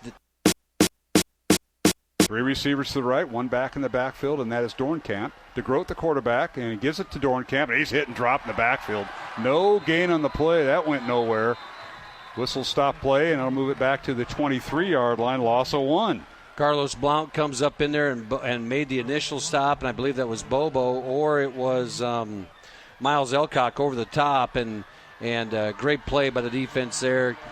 Get the loss, and big play here, 3rd and 12. Certainly is. 3rd and 12, 7.5 minutes to go. Second quarter, Dowling 7, Valley 3 here on Iowa Catholic Radio. And welcome to our brand new FM station. We've been on since April on 105.5 FM here in Central Iowa, which is all the way Ames to the Southern Iowa. So glad you could tune in on the app or on your internet computer. Back to throw DeGroat on 3rd and 12. Dowling brings the house. He fires it out on a screen. Dornkamp with the catch, and he scampers down the near sideline. And where did he step out of bounds? Because he picked up the first down, if they mark it where I think he did, inside the 10 to the 8-yard line. Yeah. 15-yard gain. Big play there, big call. You're feeling pressure. Dowling's been big in pressure on these 3rd down situations, and they run the screen to the left side, and big play there. Maddox Coppola comes up from his safety position and lays a big hit on him, but just enough to knock him out of bounds. 1st and goal, Valley at the 8-yard line of Dowling. We're under 7 minutes to play. Clock is stopped as Dornkamp step out of bounds at the 8, gaining 15 on that last screen pass, and they brought the house, and DeGroat found the only seam he could find, and he found Dornkamp. And now on first down, handoff goes to Dornkamp, and he's hit and dropped. They'll lose a yard back to the 9-yard line. They'll bring up, more than that, they're going to move it back to the 11. Yeah, Bobo shot through there. Ryan Bobo came through like he was shot out of a missile. No one touched him, and he almost got the handoff. And from a down lineman's stance, that's a pretty good play. Loss of 3. It'll bring up 2nd and goal from the 11 for Valley. So Tigers huddle up between plays. They'll send 3 receivers to the right, 1 to the left. That's McGregory, who has single coverage right now, split out wide to the left. Back to throws to DeGroat. He looks at McGregor, now fires in the middle, and pass is caught. Touchdown Valley. Quick slant, and they got it to McGregory. He didn't go to the fade route in the end zone. He had the quick, hard slant. Touchdown Valley. Nice throw by DeGroat, and that was a good timing pattern that was well set up by the Valley offense. So with 6:10 to play here in the second quarter, Valley has taken its first lead, 9-7 over Dowling, pending the extra point. What was that after the play? I don't know what that call was after the play. They're not marking anything off. No. So Jaden there was a flag on the field. You got it, Brian? Yeah, it was a late hit on the quarterback. Apparently they see that, but they have missed a lot of holds, guys. The Dowling coaching staff is just livid down here. All right, extra point now by Valley as Harn's extra point is good, and it's 10-7. Valley with the lead over Dowling on that drive by the Tigers, with Gregory hauling in the pass from 11 yards out. We'll take a 1-minute break and return. Valley 10, Dowling 7, 6:10 to go, second quarter. Back in 1 minute along the Iowa Catholic Radio Network. Support for Iowa Catholic Radio comes from Mercy One. Live your best life with Mercy One. With Iowa's largest network of care locations, personalized care is right in your neighborhood. Schedule online at mercyone.org. Support for Iowa Catholic Radio is provided by CTO. Your support has helped thousands of students attend our Catholic schools. CTOIowa.org. At CTO, the bottom line, it's for the kids and their future. Support for programming is provided by Construction Professionals, serving customers through a proven process, creating unique design, functionality, and artistic beauty. Construction Professionals is a Catholic family business built on a strong foundation. CPCustomHomes.com. When you hear this, caught by Scowl inside the 30, you know it's the Maroons. Every game, every play, your home for Dowling Catholic football. 105.5 KIHS. Personal foul against Dowling on the touchdown being assessed, and Valley will kick it off from midfield, and they just drilled into the end zone. Touchback, so it'll be Dowling football, 1st and 10 from their own 20-yard line. And let's go down to our Jenny Farrell sideline reports. Proud sponsor of Dowling Catholic High School football, helping generations of Dowling families with their real estate investments. Learn more at jenniferfarrell.remax.com. Brian Morris, come on in. You know, guys, I've been very impressed with Drake DeGroat. I think you said it earlier, Matt. He kind of carried them down the field. One thing Dowling's doing is they're really pressuring and coming off the edges fast. I think Valley's using that to their advantage and just taking it on the inside or doing quick little passes to negate that quick rush that Dowling is putting on him. I would agree. You know, they're really coming at him, and you know, a lot of blitz packages early, and DeGroat's pretty savvy, and he's made a lot of good decisions here in the early part of this football game. All right, Dowling with the football. Back to throw is Nahas. Fires the ball up, and it is incomplete. No, he caught it. Or did catch it. Yeah, he caught it. It was a late hit in there, and what a job as somebody climbed that ladder, and I think it was Sam Drexler. Yeah, and it was. Yeah, Sam Drexler went up and got that ball. Nahas was getting hit just as he released it, made a little bit of a jump ball, and Sam Drexler had got behind the defense, goes up and gets it.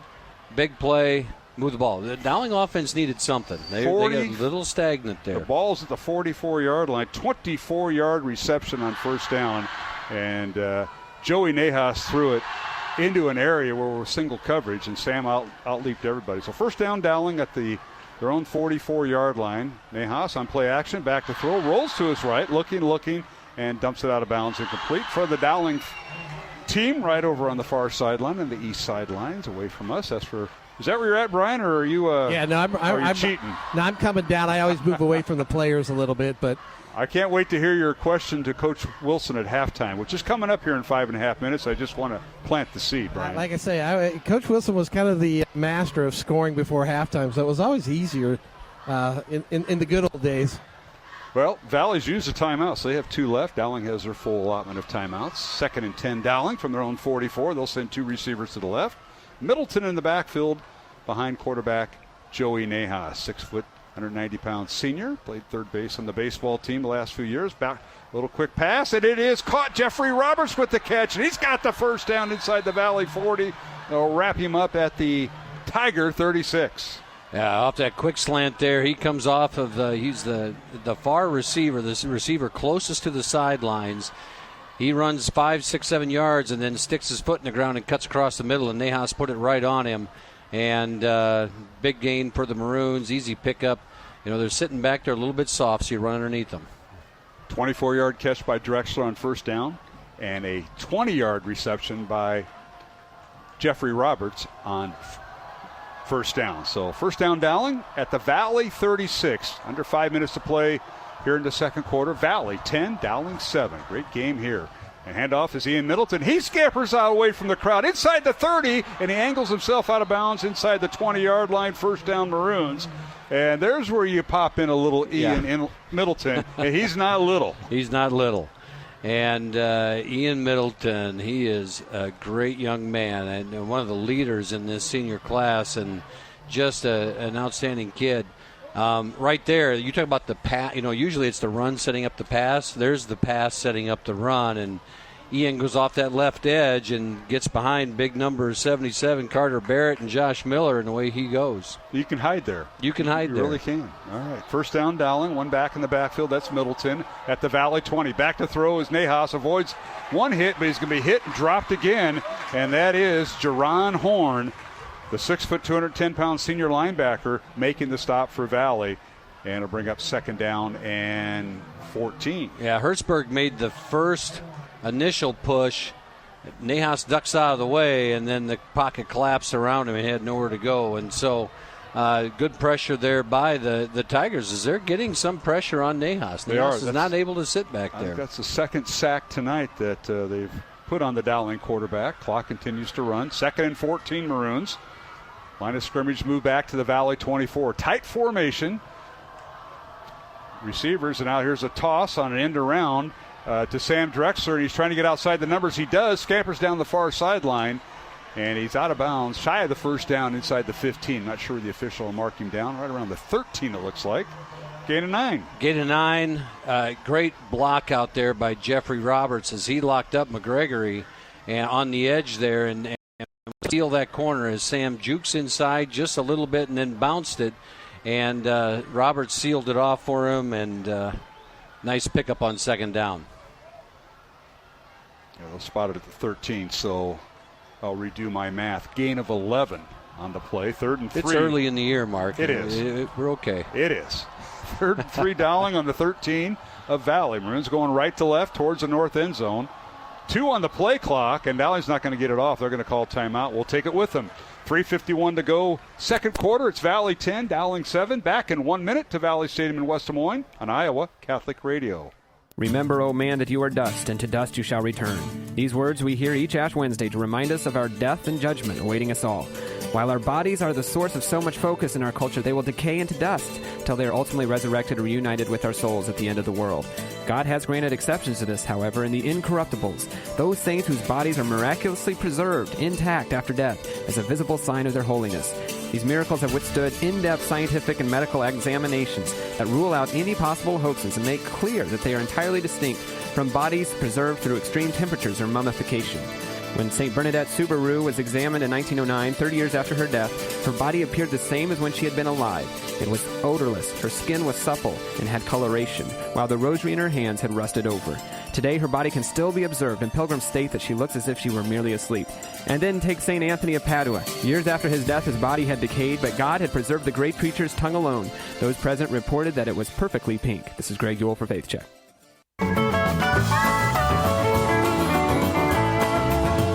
Back here at Valley Stadium in West Des Moines, 105.5 FM, Iowa Catholic Radio. Since April on the FM dial. Glad you could join us tonight. Friday Night Football. Mark Amadale alongside Matt Mainring. Brian Morris on the Dowling sideline. Maroons now with a 3rd and 3. Had to burn a timeout as the play clock ran down. Dowling with 2 receivers left, one to the right. Middleton will get the handoff out of the backfield. Spins out of a tackle. Still on his feet, and he's going to be brought down inside the 15, maybe to the 14-yard line, and I think he lost a yard, if not got to the line of scrimmage. Yeah. That's it. You know, they've been able to bring pressure. They have had a guy blitz through there a couple times that haven't been picked up, and you know, again, Ian didn't have much of a chance in that backfield. So here comes the field goal unit. I see that as the Maroons will settle for the field goal, as we'll give Middleton no gain. And this will be a 30-yard field goal by the Maroons, as Jack McLaughlin will be the snapper. Owen McConville will hold the ball on the right hash, and Kuhn's field goal is up, and it is good. Ryan Kuhn with his first field goal of his career, had a chance last year, went 0 for 1, and he has tied the game from 30 yards out. So with 3 minutes remaining here in the half, Dowling 10, Valley 10, back in 1 minute along the Iowa Catholic Radio Network. Support for programming is provided by Construction Professionals, serving customers through a proven process, creating unique design, functionality, and artistic beauty. Construction Professionals is a Catholic family business built on a strong foundation. cpcustomhomes.com. Fast Signs is a custom sign and visual solutions company with an extensive selection of digital signage, interior and exterior signs, banners, and vehicle wraps. Learn more at fastsigns.com. Thank you, Fast Signs in Clive, for your support of Iowa Catholic Radio. Support for Iowa Catholic Radio is provided by Ashworth Vision Clinic. Complete eye exams, contact lenses, glasses, glaucoma testing, and urgent eye issues. 515-440-4610. ashworthvision.com. Support for Iowa Catholic Radio is provided by Bozen the Florist. Valentine's Day, Mother's Day, weddings, whatever the message, say more with Bozen. Bozen.com. 515-244-ROSE. Bozen makes the moment mean more.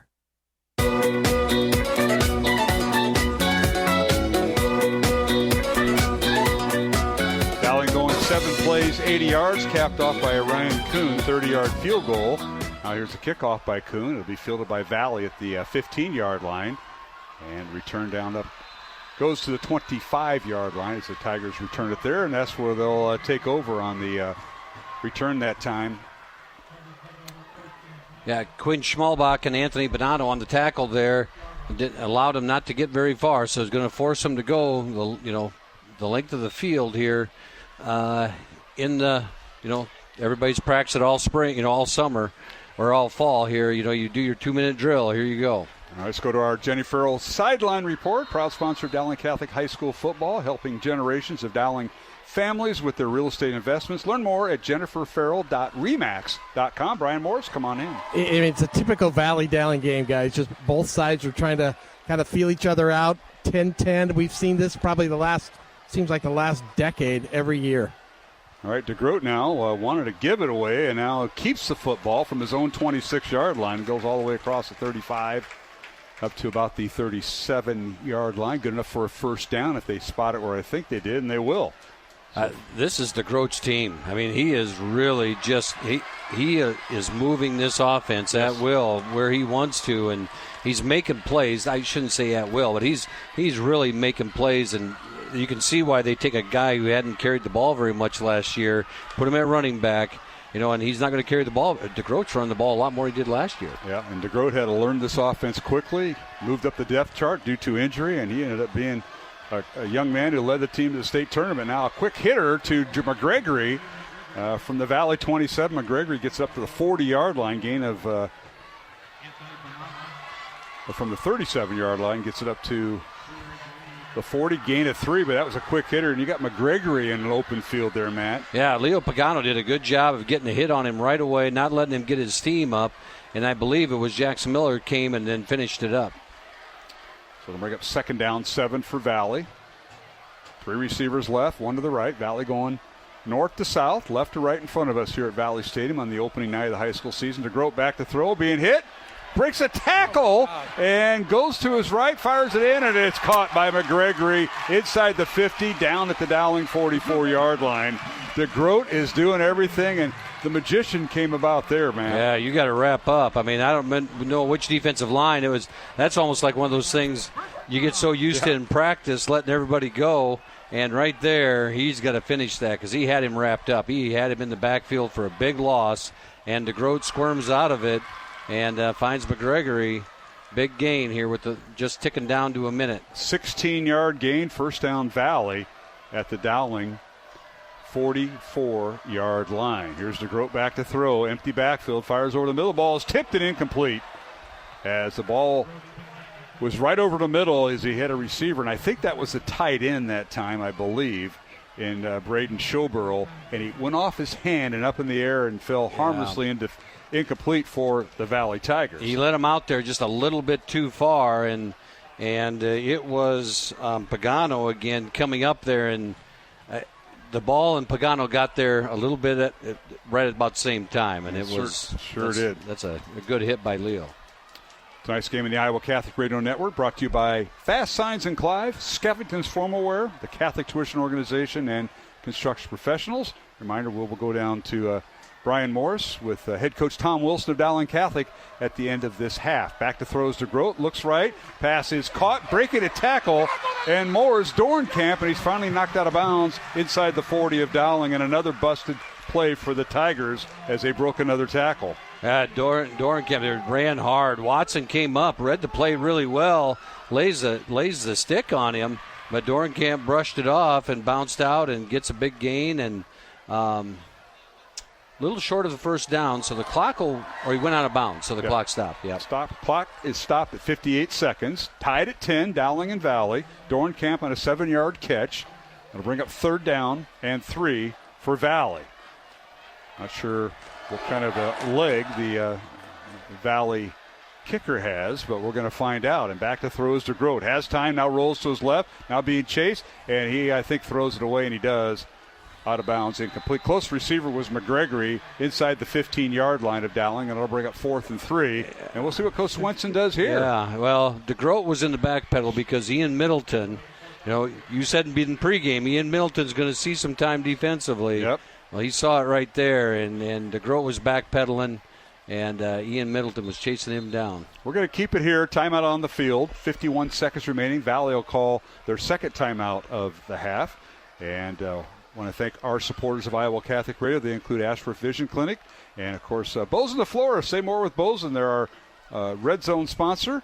And, of course, so is our good friends at the Jenny Farrell team. Our sideline reports brought to you by Jenny Farrell's team, a proud sponsor of Dowling Catholic High School football and helping generations of Dowling Catholic families with their real estate investments. Learn more at jenniferfarrell.remax.com. And Brian, did I say that right for, you do, for yeah, your boss? You I want to make sure. Much flack? Again, that was one of the things that we talked about over the summer. And again, Jenny, her dad graduated from Dowling, Carl Schnoblin, back in C&K Printing. Yeah, C&K Printing. So again, her family, my family, we've had over 25, 26 people go through Dowling. So it just made sense that, we continue to support the Dowling athletic program. So appreciate you guys having us allow us to do that. One of the things I'm going to tell you guys, I know what Dowling's going to work on next week. Wrapping up, guys. You are right. Well, the old ball coach sitting next to me, Brian, figured that out. And I think so did half the fans. So that'll be a point of emphasis. This is not too surprising that they chose to punt it here because you're in that weird spot with 51 seconds to go. Yeah, and Grevengood will angle it out of bounds inside the 10, and Dowling will be backed up with 45 seconds to go. Spotted her out of bounds right around the 15-yard line. That's where Maroons will take over, thanks to Brian Morris for that sideline report. So Dowling will have 45 seconds. Looks like our halftime guest is here, Mark. He's lurking over your shoulder. I saw Mr. Vogt come in, and I'm looking for the application for the Dowling Club membership, which I didn't renew as of yet from last year. It was a year ago I renewed. It's probably because if you'd have been there after, if he'd have waited for you, but you got called into Jug, and so then, he was gone. So, I called you up for a jug, serve a jug, otherwise you might have had. I will talk with Adam Vogt about that, but I was called out in front of all the parents that were there on back-to-school night, and I appreciate that, Matt. Mark Amadale, you have jug. I avoided that for 4 years of high school, but got it as a 45-year alum. So, anyway, here's Nahas. 1st and 10, Dowling from their own 15. Hand off up the middle, and let's see. Schmid. Not Middleton. That is Schmid, the sophomore, and he carries the 20. I think the Maroons are in conservative mode here. So he gets his first varsity carry. Henry Schmidt, 5'10", 175-pound sophomore, wearing number 24. And that will do it. The Maroons do not have to snap the ball. Carries it up to the 21-yard line for a gain of 6. So we're going to go into halftime with Dowling and Valley tied at 10 unless the clock stops here in the final 15 seconds, Matt. I don't think it's going to stop. Coach Swenson's not going to call it, and I don't think Tom will either. So we're going to. I know Brian Morris is going to catch up with Tom Wilson, but what a first half it's been. And if you joined us late, Dowling on the board first, capping off a 4-play, 15-yard drive. Ian Middleton on a 1-yard run. That was after Valley turned the ball over on downs on a botched punt on 4th down, 7-0 Maroons. Valley comes back and gets a 20-yard field goal. cuts the score to 7-3, and the Tigers come back in the second quarter. McGregor, an 11-yard pass from DeGroat, made the score 10-7 Valley, and then Ryan Kuhn on a 30-yard field goal ties it up, tied it 10 all here at halftime. And Brian Morris, you have head coach Tom Wilson take it away. Coach's typical Dowling Valley game, 10-10, first game of the season. It looks like there's a little jitters on both sides. Yeah, I think so. I can only speak for us. I think we got to tackle better. And we just, there's a couple of drives we just haven't sustained. Gave up a couple of sacks on some RPOs. So we just got to play better. They're a good team, so it'll be a four-quarter game. DeGroat, their quarterback, really has almost carried this team with the run, it seems like, tonight. No doubt. He's slippery, and he's part of the reason why we got to tackle better. All right, Coach, good luck. All right, Brian Morris with head coach Tom Wilson. Appreciate that report. And our thanks to our supporters of Iowa Catholic Radio. They include Ashworth Vision Clinic, Construction Professionals, the Catholic Tuition Organization, and Skeffington's Formal Wear, along with Fast Signs and Clyde. Our thanks to Bose and the Florists. We appreciate all their support throughout the season. We're going to take a break, come back with our halftime guest, Adam Vogt. Matt, you going to stick around and talk to this guy? You know, Ryan is, he's, you know, you got your hands full here, Mark. I'll let you wheel and deal. I'll hang around if you need me. Well, we'll see how this works out. I got your back. Do I still got to serve Judd? Yeah. No, I think you're good. I hope so. We'll take a 1-minute break. Our score, Dowling 10, Valley 10, halftime at Valley Stadium, Week 1. Ryan Vogt. We'll talk more about the Dowling Club membership coming up on the Iowa Catholic Radio Network. This is Dale Ahlquist with a Chesterton Minute. Have you ever heard someone say that they could never be Catholic because the church is so narrow, so restricted and confining? G.K. Chesterton says, the Catholic Church is larger on the inside than it is on the outside. What does that mean? It means that becoming Catholic does not mean becoming something less, but becoming something more. It means that the prison is on the outside of the church, and the freedom is inside. It also means that the Catholic Church is larger than everything else. Even the whole creation, the drama of eternity is played out at every Mass. We are partaking in a banquet across time and space. The events, the concerns, the ideas that occur outside the church are always smaller than what happens inside the church. Want more than a minute? Chesterton.org. KIHS, Perry, KDVM, Mason City, KCSL, Spencer.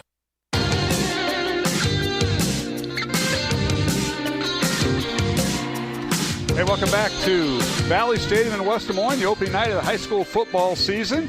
Dowling 10, Valley 10 here on Iowa Catholic Radio. The Tigers ranked 3rd, Dowling ranked 1st, all preseason until we play Week 1. And we're joined by Ryan Vogt, the annual giving manager and Student Philanthropy Council moderator. You still doing all that, Ryan? I am still doing all that. Goodness. I do actually have a new title this year, though. Okay. It's the Senior Advancement Officer. So not just annual giving anymore. Do lots of different aspects, including the Dowling Club.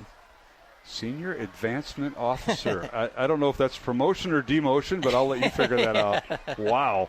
Well, nonetheless, you're going to visit with us about the Dowling Club and how folks listening to Iowa Catholic Radio can be involved with Dowling athletics. And the Dowling Club has been around for quite a while. It has been. The Dowling Club is our athletic booster organization. It's been around since 1941, and it supports all of our student athletes and our athletic programs at Dowling Catholic. So anything from new jerseys, equipment. It supports our high-quality coaching staffs throughout all the sports. So it's a very important organization, and we're getting ramped up here now that school started and getting people their memberships. How many years you been doing this, Ryan? I've been doing Dowling Club for, I think this is my 4th start of the school year now doing Dowling Club, my 5th year at Dowling Catholic.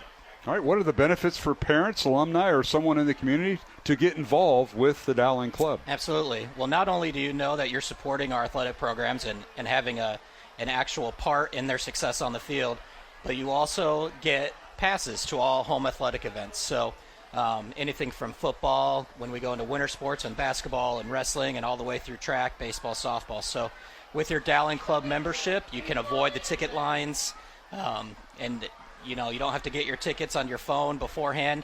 You actually have a pass that we'll send you in the mail, and you can get into all home athletic events, any level, freshman, JV, varsity, throughout the entire school year at Dowling Catholic. I used it last year. Well, my wife and daughter used it. It was awesome. I brought the flannel. Let's talk more about the types of Dowling Catholic memberships or different levels of that, because you have some that are really a small family, because my son's obviously an adult, so it's just my wife and I and daughter, but some families are bigger than mine. Talk about the levels. Absolutely, and that's kind of how we structure the Dowling Club. So it's based on family size. So you can just get a single adult. You can get a senior adult booster, so for the older folks, but then there's different levels. So family of 4, family of 5, family of 6, there's all these different levels at different price ranges. So in the end, if you're bringing a family of 5, a family of 6 to a bunch of sporting events at Dowling Catholic, it'll really save you in the long run, especially this year. They've raised across the CIML, they've raised ticket prices, individual games, by $2. So we kept our prices the same at Dowling Club to provide even more value for folks. So, it's all based on family size. That's great. And, of course, folks like me who need to renew their Dowling Club membership, I'm going to renew. Yep. Where do you go to renew or purchase the Dowling Club membership, whether you're renewal like me or a new person who may have just enrolled at Dowling? Absolutely. So it's all done through our website. So at dowlingcatholic.org/athletics is where you can find the Dowling Club page, and that's where it lists all the benefits. It lists all the different membership levels. We also are selling this year the DC Cross logo to be painted on your driveway, so you can get that there as well. So all at dowlingcatholic.org/athletics. So they would come and paint that logo on my driveway in the middle of Urbandale, and I mean literally, I'm in the middle of Urbandale High School. Alumni, current students. Absolutely, you got to show that Dowling pride wherever you are. Okay, I've been living in incognito, so I'll give that some thought. I'll talk that over with my wife. We're visiting with Ryan Vogt. He's the senior advancement officer for Dowling Catholic, talking Dowling Club membership. But we're going to move on to a different topic, and that is the kid captain program. Yes. We've seen this modeled after, I think, the University of Iowa does that with their football program. I know some other universities do that. But talk about the kid captain program. First year of having kid captains here at Dowling, Ryan. Correct. Yep. This is something I've been wanting to do since I took over Dowling Club. It's modeled a little bit after what the University of Iowa does. Iowa State also has a kid captain program. And it's a way to get the parochial students in our schools, to get them more involved in the football games, to come to the football games. But then really it's to honor these kids, tell some pretty unique stories, and give them a kind of a once-in-a-lifetime experience where they will get to be on the field for the coin toss, for the warm-ups. They'll walk to the midfield with the captains. They get a kid captain T-shirt, a certificate, a professional photo by Earl Host, our friend down there on the field. And future Hall of Famer, too. Absolutely, yes, yeah. So all 5 home games will be honoring a different student for our kid captain program, and we had an overwhelming number of nominations over the summer, especially for our first year having the program. So we have kids from St. Francis, Holy Trinity, all over our parochial school system that we'll be honoring at our 5 home games. I was going to mention these are just for the home games. Obviously, Dowling the visitor tonight here at the Valley Dowling game, but so that'll start next week. Correct. And I think I'm going to get a list of who the family is as the kid captain and some other information and mention it on the radio. So look forward to working with that. But that is going to be awesome for those young people to be a part of this program. Absolutely. They have great stories to tell, and a lot of these kids have been through a lot, and this will be a real way to honor them. They actually get to bring up to 9, so 10 total family members that can be with them on the sidelines for the home games as well. So really a neat treat for them and their family to see Dowling football up close and see what it's all about, and then really get ingrained into the Dowling Catholic community at a young age. We're visiting again with Ryan Vogt. He is a senior advancement officer. We're all talking Dowling Club membership, kid captain, many things. You had a nice presentation on the mini back-to-school night that I got in a little bit of trouble at. You had a nice presentation. You needed more FaceTime than some of the others like Mr. Mainring and Dr. Arnold and some of those others that were on there. Bonnie Bronson. You did a pretty good job. I appreciate that. Yeah, don't let Mr. Mainring get the microphone at the end of the night. That did not go well for me. And anything else you want to mention? I know that was some of the nuts and bolts of it, but first week of school. First week of school, it's always busy. Lots of Dowling Club memberships coming in, especially before the first game, our first official home game next Friday versus Johnston. So you can still get those passes.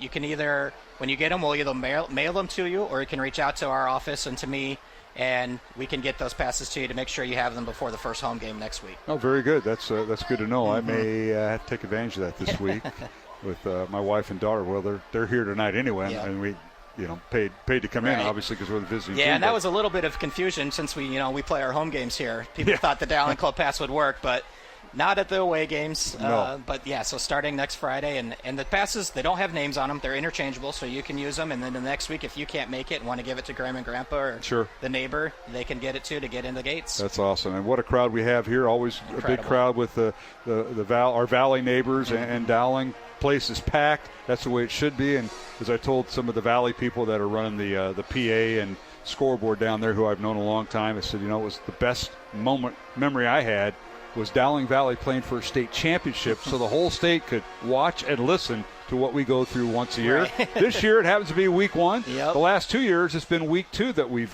played Valley, so it makes no difference. The crowd showed up. We got a great night, Ryan. Incredible night. Perfect night. Huge crowd. And, it seems like we usually play Valley twice a year, so you never know if we'll run into them again down the road. But great first half so far. That's been mentioned too, and it's been going well for the Maroons in round 1, but it's round 2 that the Tigers have. Well, what a game we have here. Yep. Low scoring, 10-10. Who knows the second half has? I know you're going to have in store, but I know you're going to be around for that. Yep. And excited. Appreciate all you do.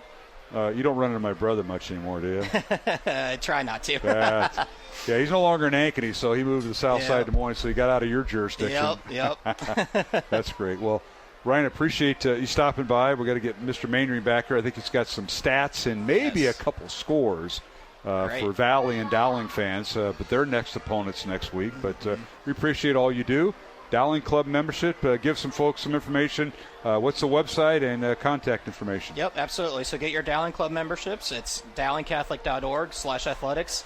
That gets you to all home athletic events throughout the entire school year. So you can get those today and have them before the first home game next Friday. Ryan Vogt, thanks for all you do. Thanks for stopping up tonight. Thanks. Let's go Maroons. All right, that's Ryan Vogt with Senior Advancement Officer talking about the Dowling Club membership, Kid Captain Program, and from Dowling Catholic High School. Or at halftime, Dowling and Valley, number 1, number 3. Tied at 10 here at halftime. Mark Amadale alongside Matt Mainring and Mr. Brian Morris, who's down the sideline. We'll take a 2-minute break. Let's take a 2-minute break there, Vinny Cataldo, who is our studio producer, and we'll return with our halftime stats and more here on the Iowa Catholic Radio Network. Timeout. All right. Remember, we're a team that plays together. Listen, the winning will take care of itself. We just have to get everyone involved. In interscholastic sports, we celebrate what makes every one of us unique. And in the pursuit of a common goal, everyone in the huddle, in the bleachers, and in the community comes together. This message presented by the IHSAA and the Iowa High School Athletic Directors Association.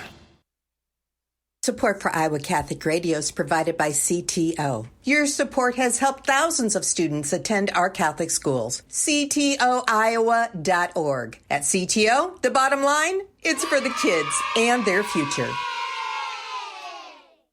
Fast Signs is a custom sign and visual solutions company with an extensive selection of digital signage, interior and exterior signs, banners, and vehicle wraps. Learn more at fastsigns.com. Thank you, Fast Signs in Clive, for your support of Iowa Catholic Radio.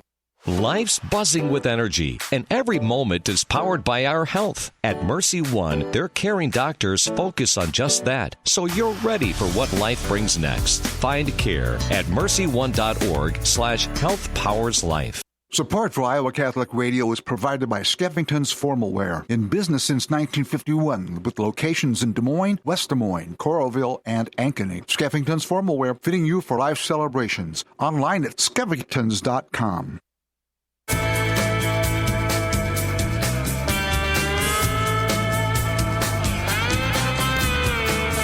We are back here at Valley Stadium.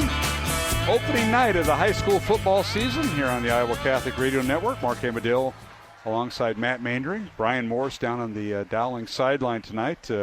Week 2 we'll have Dowling taking on the Johnson Dragons. It'll be the Maroons' home opener, and we hope you can join us next Friday night. We'll be right here at Valley Stadium. Of course, Dowling fans can move over to the home side of the stadium for the game next Friday night. The Valley Tigers will be on the road next Friday. They will travel to Waukee Northwest for their contest.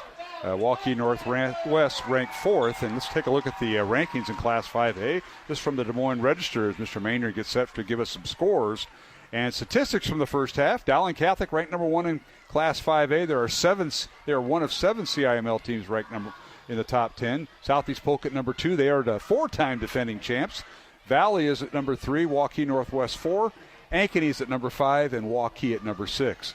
7 through 9 has Iowa City Liberty, Sioux City East, and Iowa City West. And at number 10 this week, Ankeny Centennial. That is the Class 5A top 10s provided by the Des Moines Register. And Mr. Maynard, welcome back. A nice interview we had with Ryan Vogt and talked about the Dowling Club. I'm going to renew my membership after hearing him talk.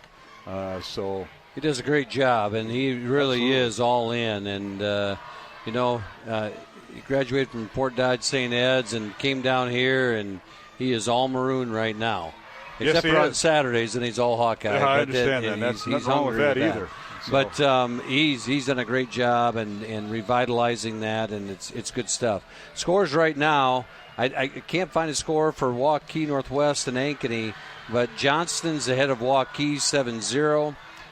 Southeast Polk is up on Ankeny Centennial 7-0. And Dallas Center Grimes is up on Urbandale 7-0 as we run through the scores from the area. So you go ahead and do that. I'll look up the Ankeny score. As you mentioned, you couldn't provide that. Sometimes they're listed and sometimes they are not. But in the app that I'm following, it's not always consistent. So I'm going to go check the Twitter sphere here. Hawks are up 7-0 in the first quarter. Right now, the last score we got is Ankeny Hawks up 7-0 on Northwest. Okay. There you go. What are some of the other games that you have of note? Again, they got Johnston and Waukee. Johnston's up 7-0 in the first half, and then we have Southeast Polk is up on Ankeny Centennial 7-0. Dallas Center Grimes is up on Urbandale 7-0. A lot of low-scoring ball games, which I don't think is too surprising as you come out in this first.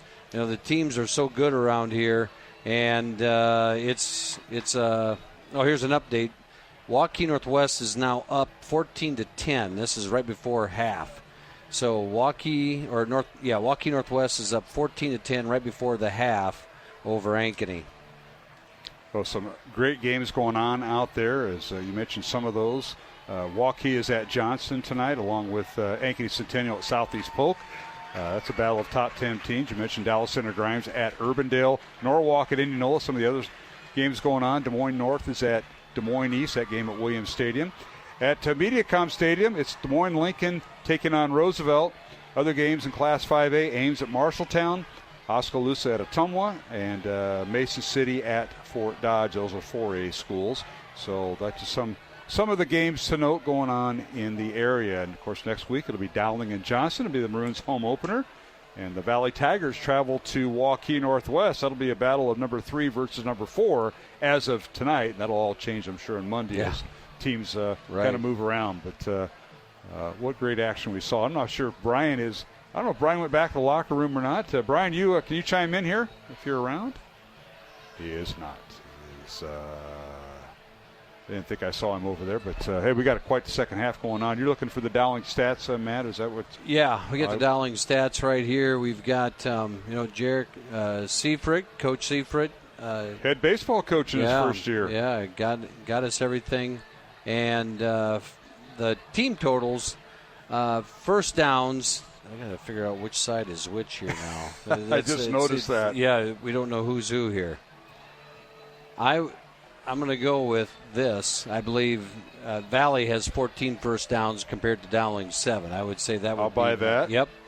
And so for Valley, 14 first downs, 15 rushes for 46 yards, 9. DeGroat was 9 of 15 for 90 yards, no interceptions. On the Dowling side, 7 first downs, 9 of 29 rushes for 24 yards. Nahas was 6 of 10 passing for 21 yards. Something doesn't quite. Oh, no, for 81 yards. So 6 of 10 passing for 81 yards. 2 sacks for the Valley defense. And Sam Drexler had 5 catches for 61 yards. Jeffrey Roberts, 1 catch for 20 yards. Ian Middleton, 7 rushes for 28 yards. And Grayson Pennington, 1 rush for 6 yards. On Valley side of the ball, Jaden McGregory, 3 catches for 21 yards. We've got Blake Dorncamp, 3 catches for 26 yards. And then Braden Schoberl, 1 catch for 13. And Owen Woods, 1 catch for 12.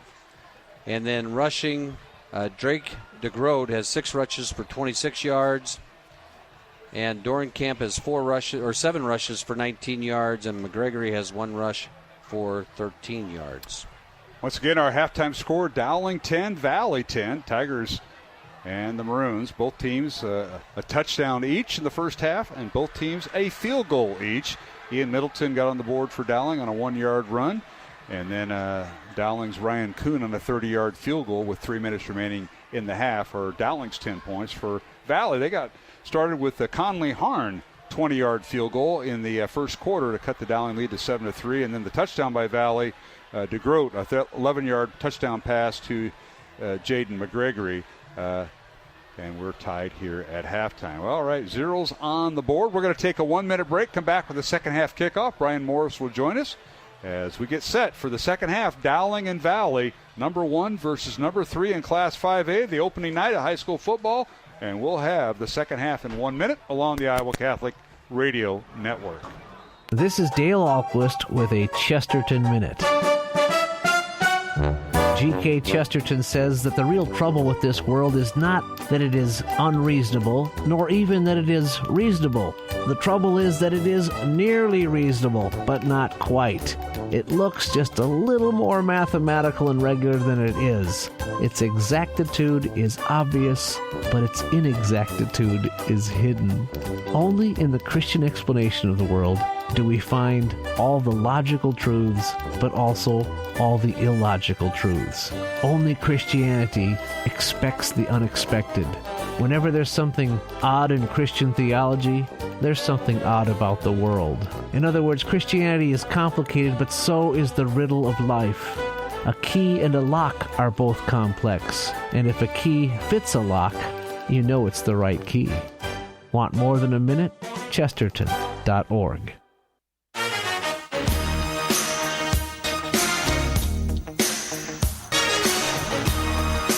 All right, we're back here at Valley Stadium in West Des Moines as we're underway in the second half. Dowling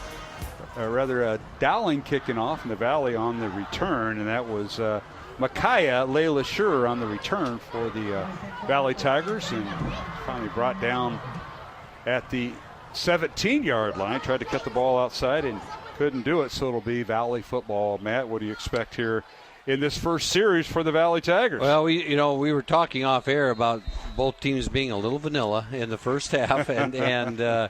I think you'll see some things. Both of these coaches are great at making adjustments, and so we'll see. I think you're going to see things open up a little bit here, but what a slugfest so far. Tigers with their offense on the field. The quarterback is Drake DeGroat, and on first down he'll give it to his tailback, and that is Dorncamp, and it's across the 15 up to the 16 or 17-yard line. Let's see. And it'll bring up 2nd and 10 for no gain. So Good job by the Dowling defense. We'll get the lineups. Yeah, great job down there. You got Brady Hagan on the bottom of that pile with Miles Elcock. That defensive line, Ryan Bobo, Brady Hagan, Miles Elcock. They've done a good job tonight of neutralizing the run game. We just haven't been able to neutralize the DeGroat yet. Jackson Miller, Carlos Blount, Leo Pagano, and Joel Sanko, the linebackers for the Maroons, Jordan Watson and Jeremiah Robertson, the corners, and Maddox Capola at safety. And now the handoff and running with the football is Dorncamp, and he's get up to a first down. At least he's close to it. And it depends on where he stepped out of bounds, and it's a first down Valley. Good job by Dorncamp. Yeah, it is a first down, and good run by Dorncamp as he got outside the edge and was able to escape the tackle of Leo Pagano. And then Maddox Coppola had to come up from his safety position and finish the run. Gain of 11 as Dornkamp gets the ball up to the 28-yard line. Tied at 10, Dowling and Valley. Tigers with their receivers. Jaden Brown, Jaden Gregory. Tied in is Braden Showburl. And Trent Grevengood also. One back in the backfield, and that's Blake Dornkamp. Drake DeGroat at quarterback, and he gives it to Dornkamp, and he slices his way across the 30 up near the 32, maybe 33-yard line for a gain of 5. That's one of the best pushes they've seen there from that offensive front, and able to get Dornkamp a good push. Blake has a nice run up the middle. Again, that's Elcock and Brady Hagan on the bottom of that pile. You got to get used to seeing 63 being Hagan. It's going to take a couple plays. Yeah. And on defense, yeah. All right, he's going to learn a lot. He's a wrestler. He can hang with that. Yeah.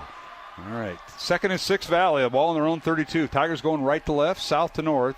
And now here's the quarterback keeper by DeGroat. He faked the handoff, and he's loose down the far sideline. Drake DeGroat inside the 50 and angles out of bounds inside the Dowling 35. 1st and 10 Valley at the Maroon 33. They'll spot him out of bounds. Right now he's their leading rusher, and you get your eyes fixated on McGregory coming across, looking at that jet sweep, and they fake the jet sweep, and the middle of the field opened up, and DeGroat takes advantage of it for a big gain. And really, again, he had a really, really strong first half and has come out and done the same thing now to start the second half. 37-yard run for DeGroat and gives the Tigers a first down into Dowling territory at the Maroon 33. Tigers with 2 receivers on each side of the formation. DeGroat out of the shotgun with Dornkamp in the backfield. Back to throw is Drake DeGroat over the middle. The pass is incomplete. I wonder, it was tipped in there as the intended receiver was McGregory, and he was running a little hitch pattern on the right side of the formation. Yeah. It looked like the receiver and the defender got tied up there a little bit coming out of the break, and DeGroat figured he would be a little bit flatter, and the ball sailed away, and good defense by the Maroons and creates a second long situation. Of course, Valley huddles after each play, or the Maroon offense will send their signals in through the coaching staff. All right, 10 on the play clock. 2nd and 10 Valley. DeGroat with 3 receivers left, and he gives it to Dornkamp, and he's still on his feet inside the 25 down to the 24-yard line, and he picks up 9 yards and near a first down.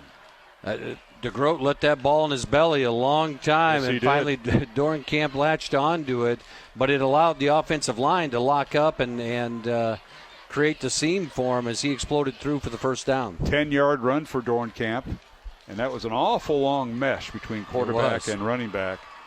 And it paid off. Valley with a first down, 10-yard run by Dornkamp, the sophomore with his first varsity carries in this contest. 3 receivers left. No one to the right for Valley as they break the huddle. One back in the backfield. That's Dornkamp with DeGroat at quarterback. Here's a snap. And he hands it off to Dornkamp. This time he's hitting the backfield, and he'll suffer the loss back to the 25-yard line. Let's see where forward progress is. Back to the 26-yard line. Loss of 3. There's a name we haven't said yet tonight. Joel Sanko comes off that backside and was able to meet him in the backfield, met him early, coming off the edge and makes a big play. He was such a factor on the defense last year, Joel was, and look forward to seeing him play the game. No question. I know he's battled some injury, but he's got that hopefully under wraps. Tigers, same formation, 3 receivers left, 1 back in the backfield, and that's Dornkamp. He's now to the right of quarterback Drake DeGroat. 2 tight ends in. DeGroat back to throw, rolls to his left, sets up, fires downfield. The pass is caught inside the 15. They're going to spot him out of bounds at the 12-yard line. First down on a 14-yard play. Jaden Brown comes across the field and comes up, and the safety Coppola came from behind him, but DeGroat set it right on him, and a big gain there for the Maroons, or for the Tigers, as they continue to march down the field. Yeah, Brown with his first catch of the night, I believe, and they'll spot it down right at the 13-yard line. So a gain of 13 for Jaden Brown, the 6'1", 175-pound senior.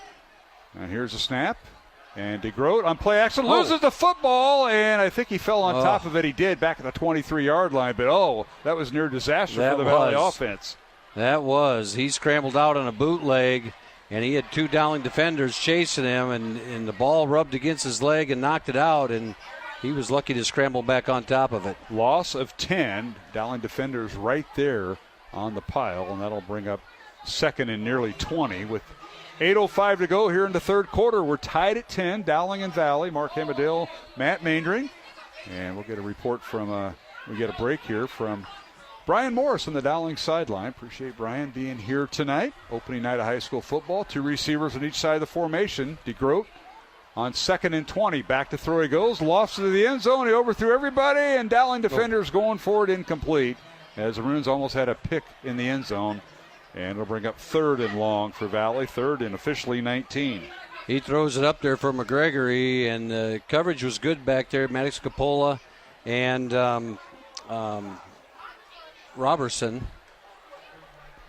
back there in coverage and knocked it down. So I think that ended up being a great play. Good pressure there for the Maroons. DeGroat couldn't sit back there very long that time. He had to get rid of the football. But do you think the tight end Showborough might be in this play? Yeah, that's what Tigers have known to do that on third down, get their H-back or H-back / tight end / fullback. 3 receivers left, 1 to the right. It's 3rd and 19 for Valley. DeGroat back to throw, has pressure, now steps up in the pocket, will keep it, now being chased. He's inside the 10, inside the 5, touchdown! Drake DeGroat from 23 yards out. Wow. Yeah, what a breakdown defensively as he scrambled out of the pocket and the pocket collapsed. He scrambles out to his left, and he's really good at throwing on the run to his left. He does a little pump fake and then finds a seam up the middle, and I think the defense thought he was going to slide down a couple times, but he just kept trucking, and into the end zone he runs. 11 plays, 83 yards on the drive for the Valley Tigers. And they have retaken the lead 16-10 over Dowling. And now the extra point attempt coming through. And the ball is down. The kick is up. And it is good by Conley Harn. 17-10 Valley with 7:37 remaining here in the third quarter from Valley Stadium in West Des Moines. We'll take a timeout and be back on the Iowa Catholic Radio Network. Thought of the Day with Monsignor Frank Bagnano. Over the years, people have asked me about prayer. What is prayer? I like to quote one of the great women spiritual masters of the church, St. Theresa of Avila. She describes prayer as a loving conversation with the one who I know loves me. It's love talk with God. With the eyes of faith, I see His acts of love in my daily life. Love draws love. I spontaneously want to love Him in return. So when I pray, first thing I do, I thank God for His love. I spend time simply saying, I love you too. Secondly, I try to listen to God's words, His inspirations, ideas, usually by prayerfully reading the scriptures. And finally, I ask for His support and guidance. Try praying like that. Thank, listen, ask. A great formula for prayer. And that is today's Thought of the Day.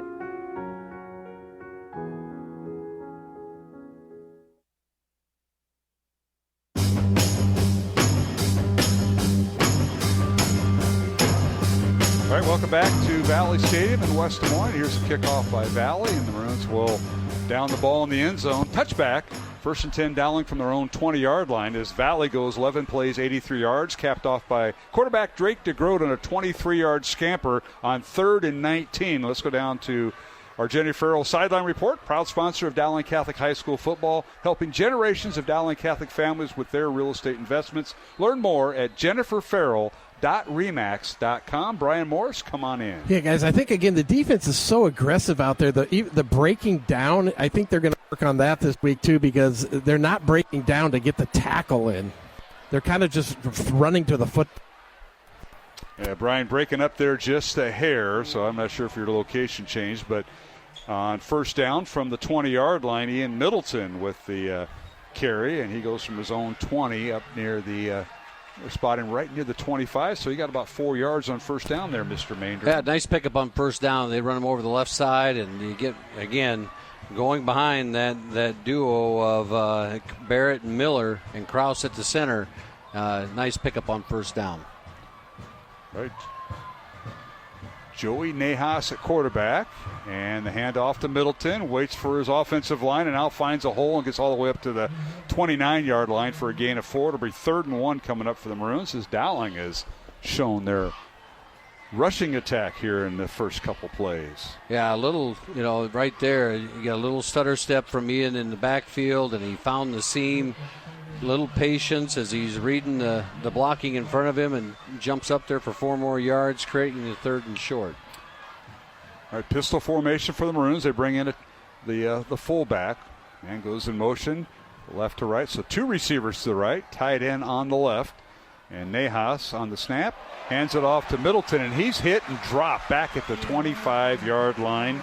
He'll lose 4, and he'll bring up 4th down for Dowling. Luke Walter came untouched off the backside of the narrow side of the field, and Ian Middleton didn't have a chance. He got there the same time the handoff was made, and it is a loss of yardage and a 3 and out for the Maroons. Well, 3rd and short went to 4th and 5. In a hurry. And the Maroons will bring the punting unit in,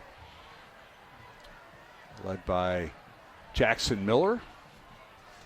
Jackson, one of the starting linebackers, sets in the punt.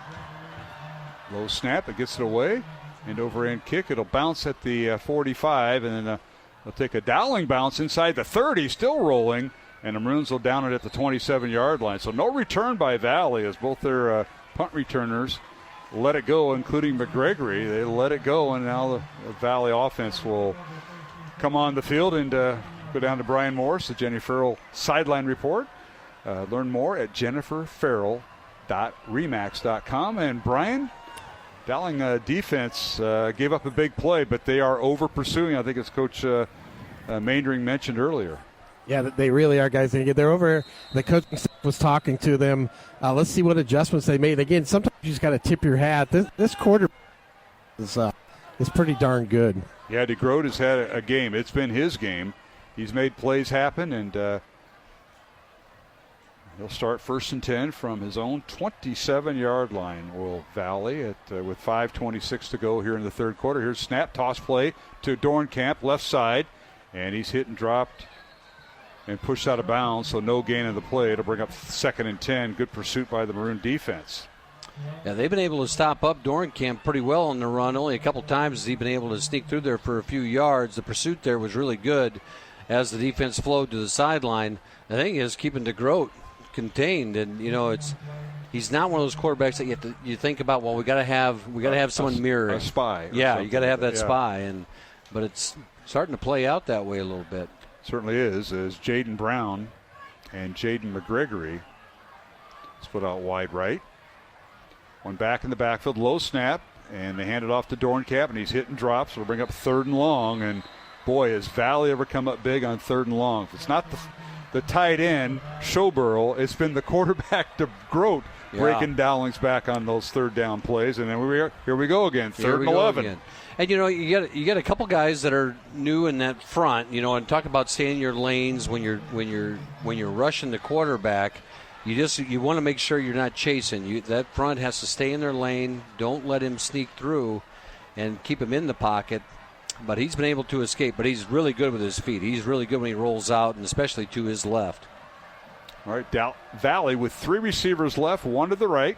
DeGroat out of the shotgun. He's been there all night long out of the shotgun. Back to throw he goes. Being chased. This time he breaks another tackle in the open field at the 30. Angling for the pylon, and he gets inside the 1st down at the 38-yard line. What a run by DeGroat, and he slipped out of another tackle. Yeah, he's making plays and leaving defenders behind him.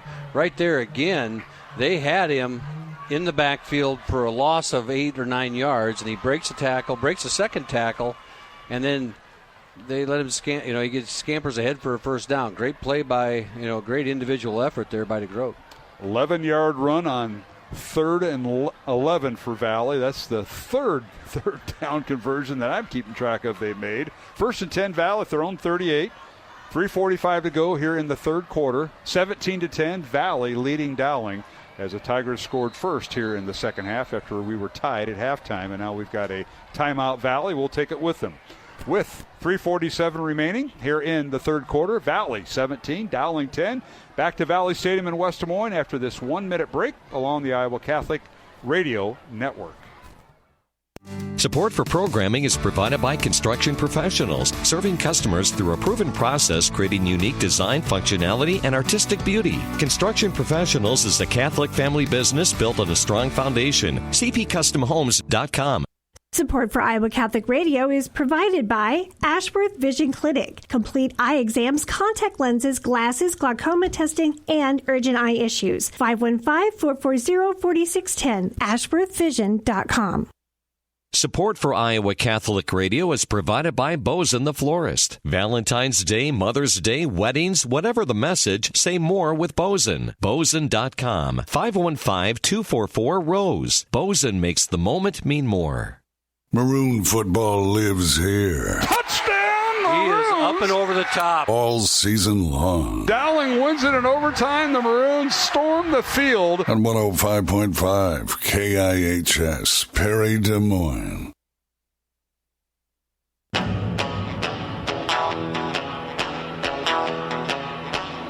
And welcome back to Valley Stadium in West Des Moines.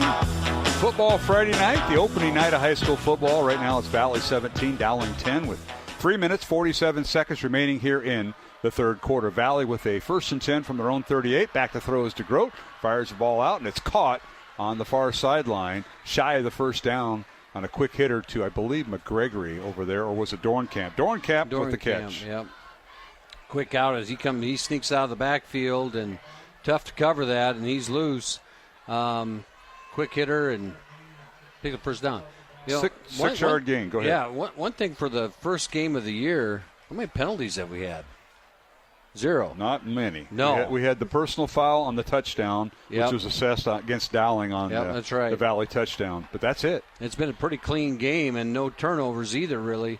So, you know, it's time for the defense to maybe force one of those. Absolutely. Handoff Dornkamp again, and he's got the first down.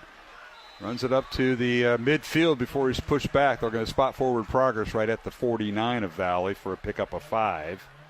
Right now, Valley's offense is getting chunks, and they've found some things there that they're able to take advantage of. That was an off-tackle play to yes, it was. Dornkamp, and he makes a nice run and untouched, really, until he got to the first down marker.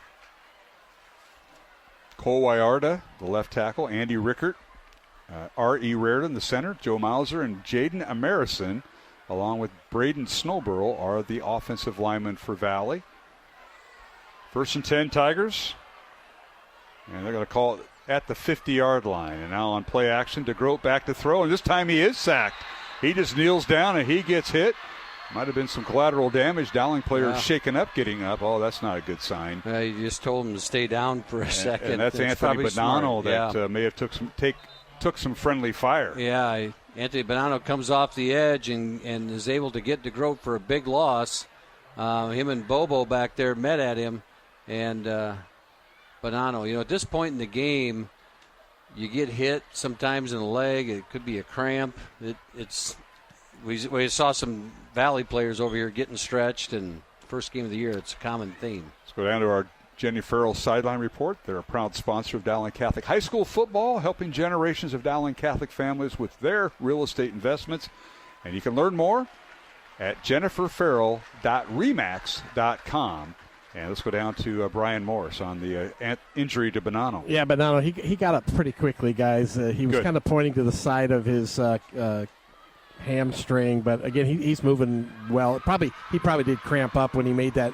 Sometimes when it's really hot and you make those quick, your muscle make those quick fires, that's when you get those cramps. Yeah, I thought it might have been friendly fire there, Brian, because he and another defender who sacked DeGroat kind of collided. That was Ryan Bobo. Ryan Bobo, okay. All right, 2nd and 20 now for Valley. Line of scrimmage back to the Valley 40, and now here is wide open, and that is Dornkamp out of the backfield, and he's inside the 30 of Dowling. We're looking to spot him inside the 25, back up to the 26-yard line. What a run, what a play for the Tigers on second and a mile. Wow. This play was wide. I mean, the left side of the field, wide side of the field opened up there. Dorenkamp slips out the side, and DeGroat looks right, comes back to his left, flips it out to him, and there's nobody home, and Dorenkamp runs for a long time. 33-yard run for Dorenkamp. First down Valley at the Dowling 27. Boy, the Maroons have given up big plays after having Valley pinned back on third or second and long. Here's DeGroat looking near side. The pass is knocked down, incomplete, deflected. And Joel Sanko is able to come up and get that, knock that ball down. He got and timed that well. It's a quick hitter to the near sideline to McGregory, and now injury for Valley, and this is not good. This is DeGroat, right? I think it's a cramp. All right, we're going to have a timeout on the field, so players are going back to their sidelines. We'll take 1-2. 2:15 to go here in the third quarter. Our score, number 3 Valley 17, number 1 Dowling 10, Class 5A high school football. And we'll return to Valley Stadium in West Des Moines after this 1-minute break along the Iowa Catholic Radio Network. You guys just didn't want it bad enough. That should have been an easy win. What were you doing out there? You got to hustle. You could have made that play if you'd been open. On the car ride home after the game, when you think you're helping by telling me what I did wrong and what I need to work on, all I hear is that I'm not good enough, that I'm supposed to be perfect, that it's not okay to lose. On the car ride home, all I need to hear is how much you love me and enjoy watching me play, that my worth isn't determined by my performance, that even on my worst day, I am worthy, that you see me learning, growing, and doing my best, and that is enough. This message presented by the IHSAA and the Iowa High School Athletic Directors Association.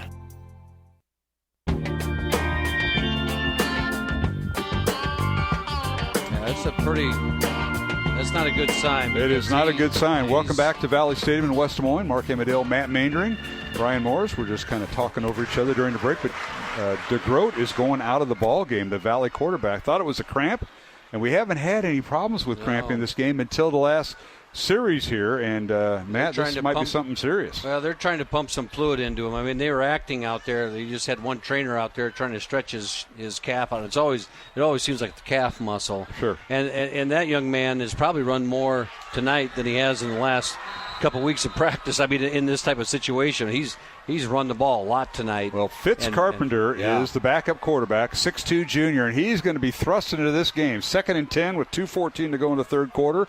Valley 17, Dowling 10. And Carpenter will hand it off to Dorenkamp, and this time he's hit and smothered right at the point of attack, which was the Dowling 25-yard line, gain of 2. Yeah, and it's a safe call when you're bringing in a new quarterback. You just sit there and, hand it off. It's Dowling Valley. And just get that first one out of your system, and here we go. We might have the starter back in pretty soon. Well, they're hoping, but right now DeGroat goes down with a few minutes left in this third quarter. Clock continues to run. 3rd and 8 for Valley, and whether it's been 3rd and 20, 3rd and 11, Valley has come up with some big runs. They have, and the guy who's made them is not in the lineup. So, backup quarterback Fitz Carpenter in for the Valley Tigers. And Carpenter hands it off gets it to McGregory, and he's smothered under back at the 22-yard line. So he'll gain 3, and it'll bring up 4th down, and Tigers now got to think of what does their kicker have for a leg, because this will be about a 40-yard field goal, or will they just run a play? We're going to find out. I couldn't tell, Brian. I don't know if you could, but someone came up there and hit McGregory, tagged him at the end of that play. Yeah, I'm not sure. I don't know if he caught that or not, but I couldn't tell who it was, and that was a nice hit. Well, we're going to see a field goal, and this will be a 39-yard field goal. This is a big kick in high school football. By Conley Harn. Yeah. Mason Motzenbacher will snap it. Ball's in the middle of the field. Kick is down. The ball it's up, and it is no good. He left it short. It just went under the crossbar by a couple yards, but not much. So we kind of know his range. And Dowling will take over on downs, and Brian Morris, as we go down to our Jenny Farrell sideline report, brought to you by Jenny Farrell Group, jenniferfarrell.remax.com. Brian, Maroons have some life here. They do, and that was Ian Middleton who made that hit, guys, on that third down play, and it gave the Maroons a life. The sideline is up a little bit more. They needed something. That third quarter was owned by Valley. The offense, I think, had 3 or 4 plays for us, and now we've got to take control and get a drive in here. I think you're right, Brian. I think it was a 3 and out, and that was it, wasn't it, Mark? I think so. Right there, no, it wasn't. Valley had the ball at midfield. And no, I think Dowling only had 3 touches. Yes, they did. Yeah. 3 and out, you're right. Yep.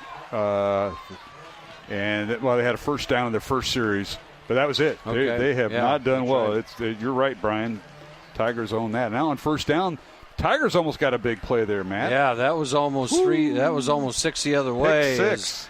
McGregory just missed that one as they were throwing it out to Jeffrey Roberts, and McGregory can cover some ground in a hurry. All right, 2nd and 10 for Dowling from their own 20-yard line. Maroons trail 17-10. Final 30 seconds of the third quarter. Nejas sets up in the pocket, fires over the middle. He's got a man open, but through his hands, incomplete. Oh, tough break for Dowling as Jimmy Nejas was the intended receiver, his twin brother.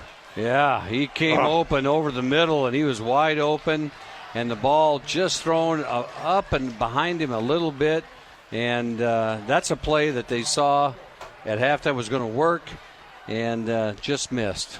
All right, brings up third down. Clock is stopped with 28 seconds to go in the third quarter. 3rd and 10, Dowling from their own 20-yard line. Both teams have played a tough football game. Points are hard to come by. 3rd and 10, Nejas over the middle. Fires it downfield. Got a man wide open. Caught at the 50-yard line. It's a foot race to the end zone. Inside the 20, 10, 5. You're not going to catch him. Touchdown, Dowling. What a move that time by Jeffrey Roberts. He got behind the defender, Matt, and it was a foot race to the end zone from about the 40-yard line of Valley on. Yeah, he wins that race. He wins that race every time, and Nejas put it on him in stride down the sideline, and that's a game changer right there, and what a play. 17 seconds remaining here in the third quarter. Dowling 1 point away from the tie. Extra point coming as Jack McLaughlin in to snap the football. Owen McConville the hold. And Ryan Kuhn to tie the score. Ball is down. The kick is up. And it is good. We are tied at 17 with 17 seconds to go here in the third quarter. We'll take a timeout. Is there a timeout on the field? Back in 1 minute along the Iowa Catholic Radio Network. It started like it does for many people, question my faith and question authority. And I feel that the reason why I left was the draw of the world. The world was pulling me away. Some people would say, Satan was working on me. He did not want me in church. He wanted me to be desperate. He wanted me to have the thoughts of suicide. I started to realize that a lot of the things that I experienced in my life were a result of my rebellion against God and against authority.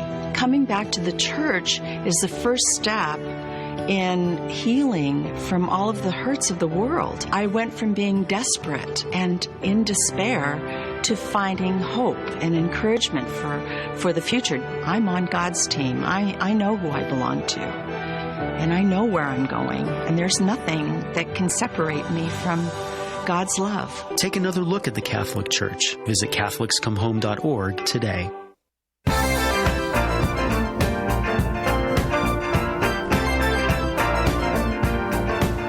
right, we're back here at the Valley Stadium, West Des Moines. Mark Amadale, Matt Maindring, Brian Morris. Here's the kickoff.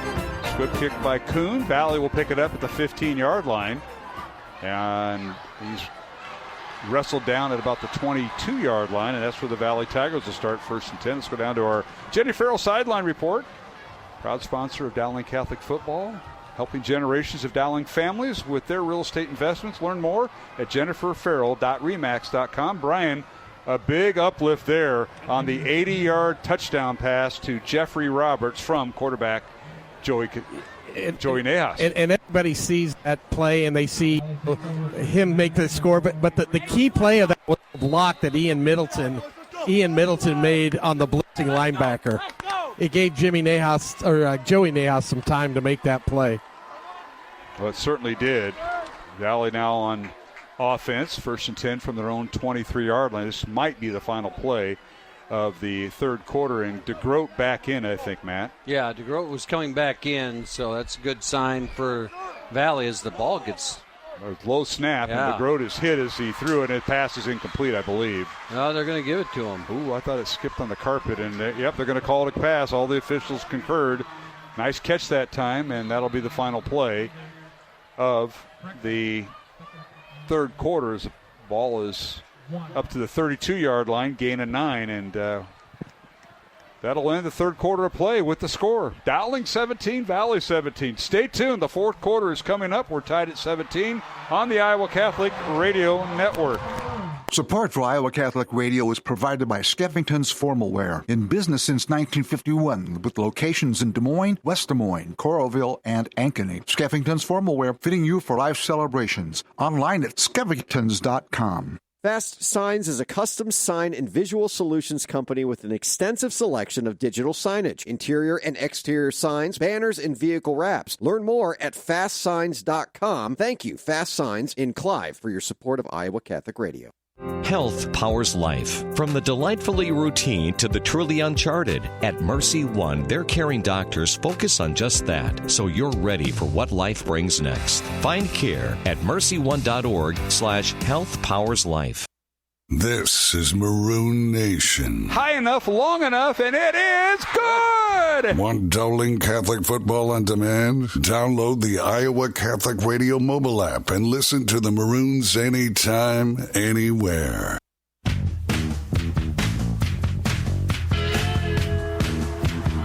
And welcome back to Valley Stadium in West Des Moines. Boy, this place is lit up between quarters as they had the digital light display blinking off and on.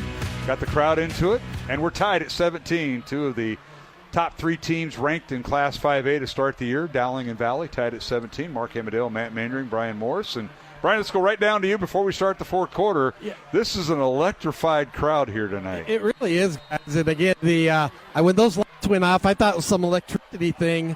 Then I can't see my papers. It's tough down here on the field. But I drank pickle juice before the game, so I am not cramping up. Yeah, what'd you mix it with? Maybe a Bloody Mary there or two. There you go. I knew something was up. Handoff Dornkamp on first down with DeGroat at quarterback. No, DeGroat's out. He's back here on the sideline. Struggling with that cramp yet. Fitz Carpenter handed it off to Dornkamp on first down from the Valley 32. And the young man's trying to walk it off and get rid of those cramps. Sometimes once it balls up, it is really hard to get it out of there. Well, Valley trainers are working diligently for that. Dornkamp gained 6 yards, so it's a first down Valley at their own 36-yard line.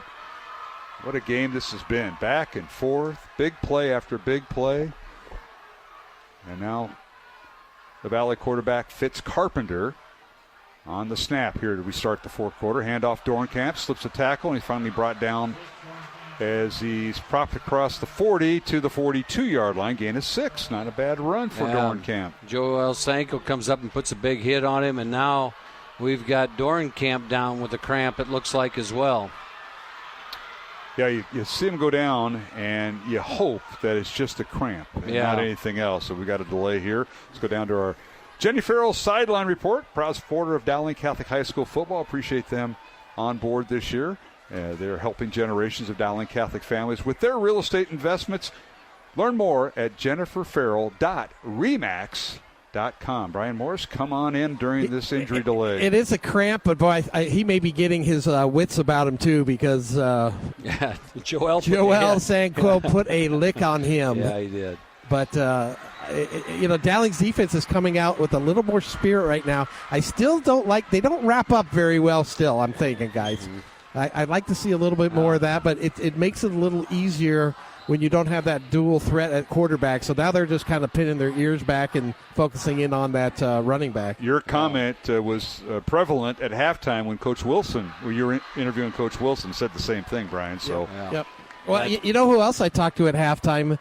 the former president of Dowling, Dr. Deegan, and then this Marcoulier guy, he was down here too. How did he get on the sideline? I don't know. And then a quarterback from 85, Dino Whipple, was off the field. Oh, my gosh, it's a reunion down there. Well, hold your own, Brian, would you? Just hold your own. I will. All right.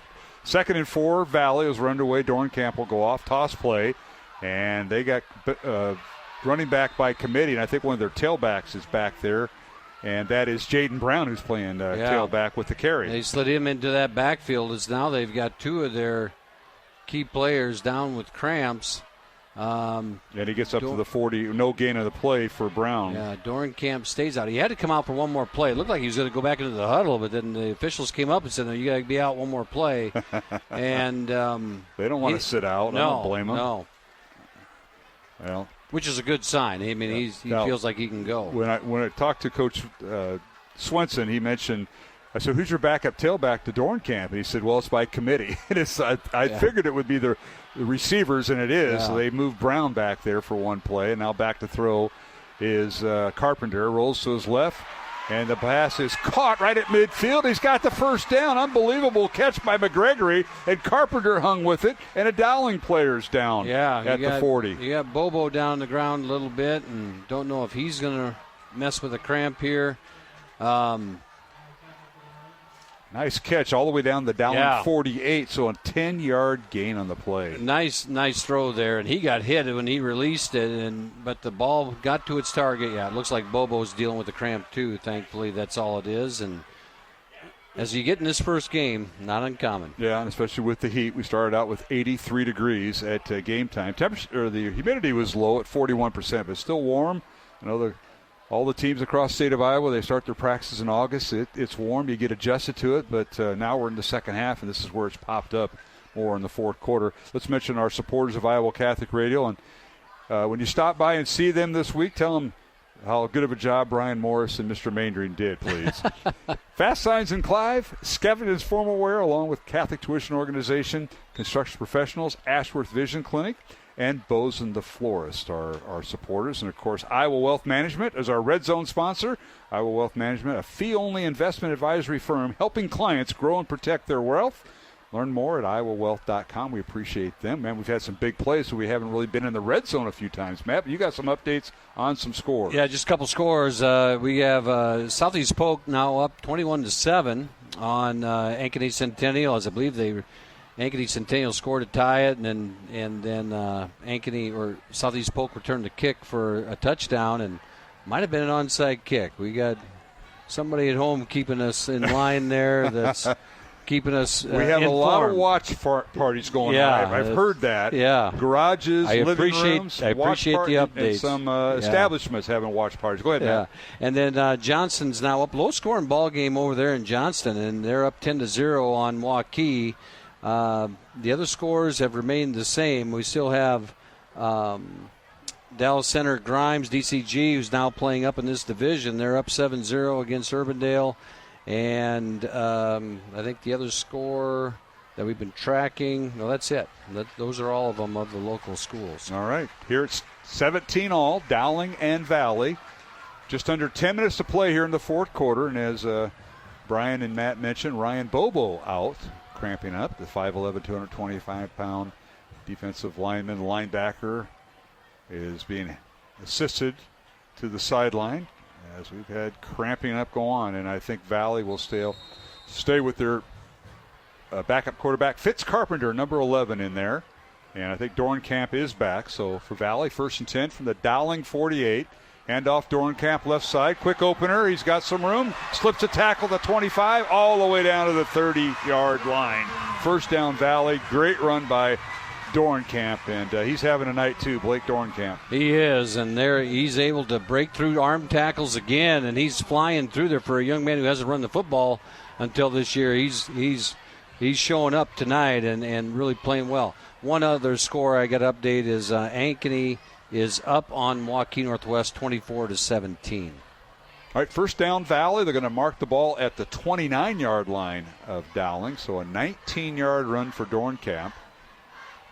And Carpenter will remain at quarterback. Fitz Carpenter, 6'2", 185-pound junior, hands it off to Dornkamp, right between the tackles. and he's swallowed up right at the 27-yard line for a gain of 2 to bring up 2nd and 8 Valley. And you're seeing this a little bit where, with Fitz Carpenter back there, it's a little more run heavy, and the Dowling defense is starting to adjust to that a little bit. And now we're seeing a little more Ian Middleton on defense here, too, to give a little rotation in that defensive line. Offense has only had probably about 7 snaps in this half. Yeah, well, last possession was 3 plays and an 80-yard bomb to Jeffrey Roberts for Dowling to tie the game.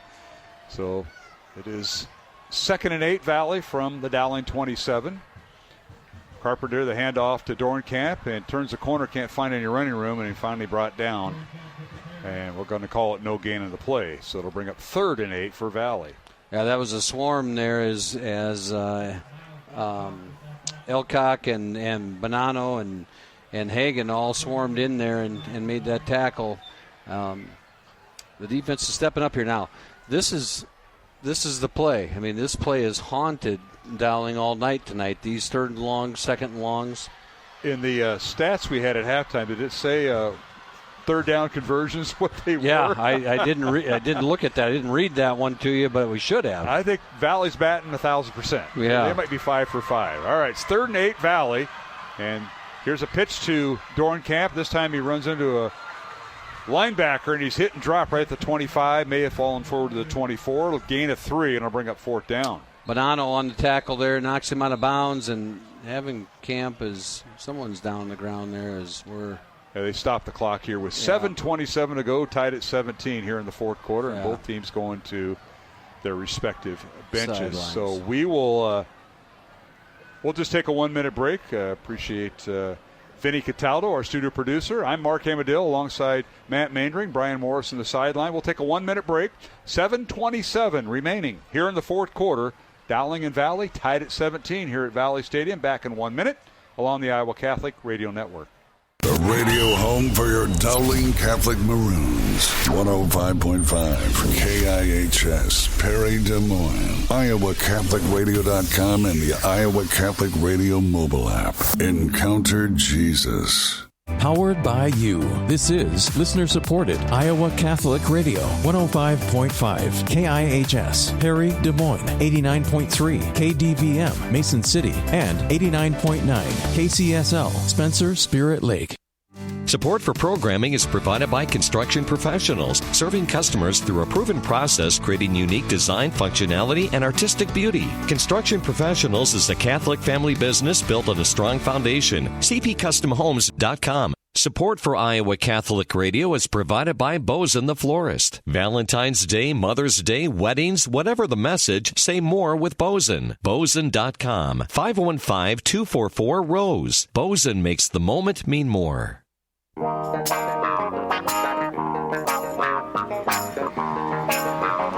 right, back at the Valley Stadium. Tigers on a big play there. 3rd and long, and back to throw was Carpenter, the backup quarterback, and he hit Trent Grevengood with the catch inside the 15 down to the Dowling 12-yard line there, Matt. Big conversion right there as Grevengood has been pretty quiet tonight.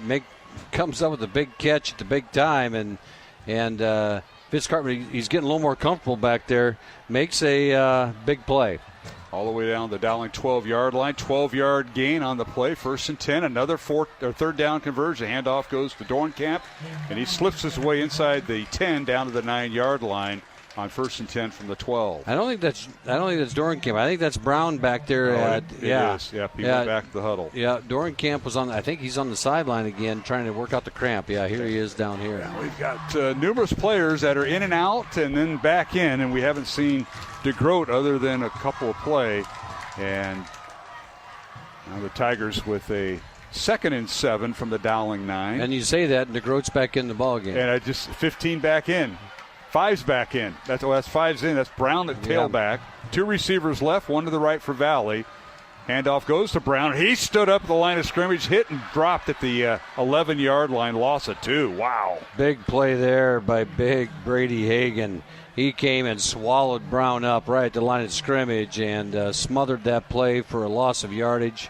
Big stop there for the Maroons. So Jaden Brown, the backup tailback, loses 2 yards, and it'll bring up 3rd and 9 for Valley. Keep in mind they can get a 1st down inside the 3.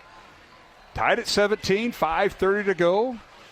Had to direct somebody to our new FM channel, 105.5 FM.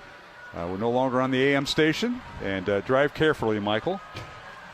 All right, Valley with 2 receivers to the left, 2 to the right. Back to throw is DeGroat. He's going to go down back at the 19-yard line. He'll lose 8 yards. Dowling had everybody covered in that short yardage, and they were bringing the house.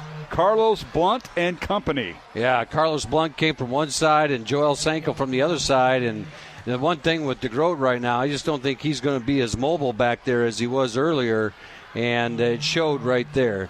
8-yard sack on the play for Dowling, and now a 35-yard field goal being attempted by the Valley Tigers. Conley Harn will attempt a 35-yarder. Mason Motzenbacher will snap it, and the holder is Layla Schur. Ball is down from the right hash. Kick is up, and it's through the uprights and good. And Valley has retaken the lead 20-17 with 4:26 to go on a 35-yard field goal. We'll take a 1-minute break and return. It's Valley 20, Dowling 17 with 4.5 minutes to go here in the fourth quarter from Valley Stadium in West Des Moines on Iowa Catholic Radio. In the minds of non-Catholics, Catholicism often conjures up images of Catholic stuff. Candles, crucifixes, rosaries, statues, holy water, oils, and the like. These are called sacramentals, not to be confused with the 7 sacraments. They are material items that the Lord uses as conduits of his blessing. Because of our belief in sacramentals, Catholics have sometimes been accused of practicing magic. But magic is the pagan and New Age belief that an object has power in and of itself. Sacramentals, on the other hand, are the Christian belief that the living and true God uses his creation as instruments of grace and healing. Sacramentals appear throughout the Scriptures. James speaks of anointing with oil. Acts of the Apostles tells us that Paul's handkerchiefs brought healing power to those whom they touched. In the Old Testament, Elisha's bones were used to bring a dead man back to life. And of course, the Gospels portray our Lord himself often using water, mud, or even his own spit to perform mighty works of healing and cleansing, a power which Jesus passed on to his priests to be continued to this day. Sacramentals are neither magic nor make-believe, but powerful weapons to be utilized in our spiritual journeys. This is Greg Ewell for Faith Check.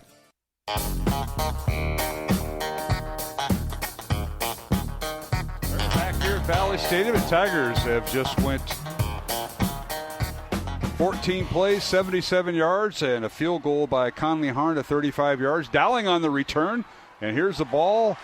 Return across the 15 and hit upended is Sam Drexler. He took it right at the goal line and tried to make something out of nothing, but Dowling will have a first down at their own 18-yard line. Let's go down to our Jenny Farrell team sideline report, helping generations of Dowling Catholic families with their real estate investments. Learn more at jenniferfarrell.remax.com. Brian Morris, come on in. Yeah, guys, this is what you work all summer for, right? You're in shape. It's fourth quarter, 4:20 left in the game. This is what the offense, they've been lifting all last 9 months. This is what you play for right here. No question about it. And Dowling's offense on the field. First down from their own 18-yard line. Back to throw is Nahas. Joey fires it out, and he led his man too long. Sam Drexler incomplete. Threw it too much towards the sideline and not enough downfield. Good coverage by Valley. Denault Moore on the coverage. That was really a 2-receiver route for the most part between Sammy Drexler and Jeffrey Roberts. And max protection back there for Nahas as he had time to throw it out there to him. But the defense was good, and Sam wasn't able to come out of his break very clean. 20-17 Valley, 4:15 to go here in the fourth quarter. Being up 2nd and 10, Dowling from their own 18-yard line. Nahas back to throw, looks right, and has one-on-one coverage, throws right, and he overthrew everybody, incomplete. Had single coverage down there, but didn't put the ball where the receiver could get it. And is that Roberts? I think it was. Yeah, that was Roberts that they were Roberts. throwing after right there, and coverage was pretty good. No space there for him, and Nahas just threw one of those balls out there to say, okay, let's see which athlete can go get it. Bring up 3rd down and 10. This is where Dowling scored the last time they had the football, and they found Roberts for an 80-yard touchdown. 3 receivers left, one to the right. Single coverage, Dowling going right to left, south to north. Wearing their visiting white uniforms. Back to throw is Nahas. Steps up in the pocket. Has some contact and Tries to get the first down. He'll be about a yard shy. Depends on the spot here, Matt. Is that a right foot or a left foot spot? Nahas keeps the football. I thought he was short I thought he was short, but they're going to give it to him. Oh, my. 1st and 10, Dowling. Wow. And they're going to spot it. They're going to spot it. We don't measure anymore. They're going to spot right at the – oh, yeah, they do. That's the pros that don't, but I know, but not very often. At the 28-yard line. Yeah. So he picked up 10 yards on the nose. He didn't. Yeah, he didn't get 10. And he didn't Joey get 10 yards in 1 inch. Joey hasn't run much tonight. All right. 1st and 10, Dowling from their own 28. Back to throw is Nahas. Rolls to his right, looking, and dumps it off incomplete. Just threw it away. Live for another down. And a couple receivers downfield. Drexler having some words with some folks from the Valley secondary. And I'm sure it's not where they're going to have pizza after the game. We'll bring up 2nd and 10 as the Maroons. Now, timeout situation. Valley has 2. Dowling has all 3 of their timeouts remaining here in the 4th quarter. With 3:38 remaining, it's 2nd and 10 here, Matt. Yeah, you're really approaching this as your last drive. I mean, this has got to be you haven't been able to get a 3 and out from Valley all night, and so you got to take advantage here and move the football the length of the field. You got to get in field goal range at best. Anything else is better. All right, long count, 3 receivers left. Nahas back to throw. Looks in the pocket, fires downfield, pass is caught. That's Jeffrey Roberts. He's in the secondary, inside the 50, and brought down at the Tiger 44, and a Dowling first down. Wow. Joey Nahas had a lot of time and was able to step up in the pocket there, and Jeffrey Roberts was running an underneath route, and he came across the middle wide open. 28-yard reception for Roberts. First down, Dowling. It's one of those plays where he's right behind the linebackers, and the linebackers are going to step up because they see Nahas approaching the line of scrimmage, thinking they got to cover it. And good play there by Nahas, getting the ball to his receiver. First down, Dowling at the Valley 44. Maroons go with 2 receivers to the right and to the left. One back in the backfield. That's Middleton. Back to throw. Nahas has time. Fires the ball downfield. Incomplete. Tried to hit one of his receivers on a crossing route right at the 25-yard or 35-yard line, and it's incomplete, and that was Sammy Drexler. Yeah, Drexler was sat down over the middle, and Nahas used that baseball arm. He threw a rope right there, and it was either Sam was going to catch it or nobody. Yeah. Joey plays third base on the baseball team the last few years, so he does have an arm on him, and now it's 2nd and 10, Dowling. Clock stopped with 3:05 to go, 4th quarter. 2nd and 10, Dowling from the Valley 44. 2 receivers left, tied in on the left. Back to throw is Nahas. Joey looks downfield, fires it up, and off the hands of Drexler, incomplete. Might have been tipped that time by the defensive back, Denault Moore again for Valley. And it'll bring up 3rd and 10, Dowling with 3 minutes to play. Yeah, that was a close one right there. That ball hung up there, and Denault Moore made a great play on it. And it was that was definitely a 50-50 ball. Yes, it was.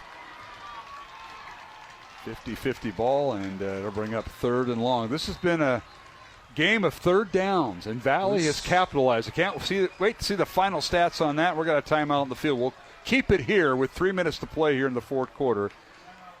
Valley 20, Dowling 17.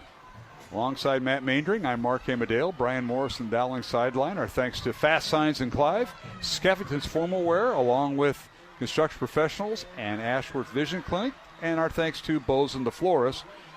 And let's go down to our Jenny Farrell sideline report. Proud sponsor of Dowling Catholic High School football, helping generations of Dowling Catholic families with their real estate investments. Learn more at jenniferfarrell.remax.com. Brian Morris, take it away.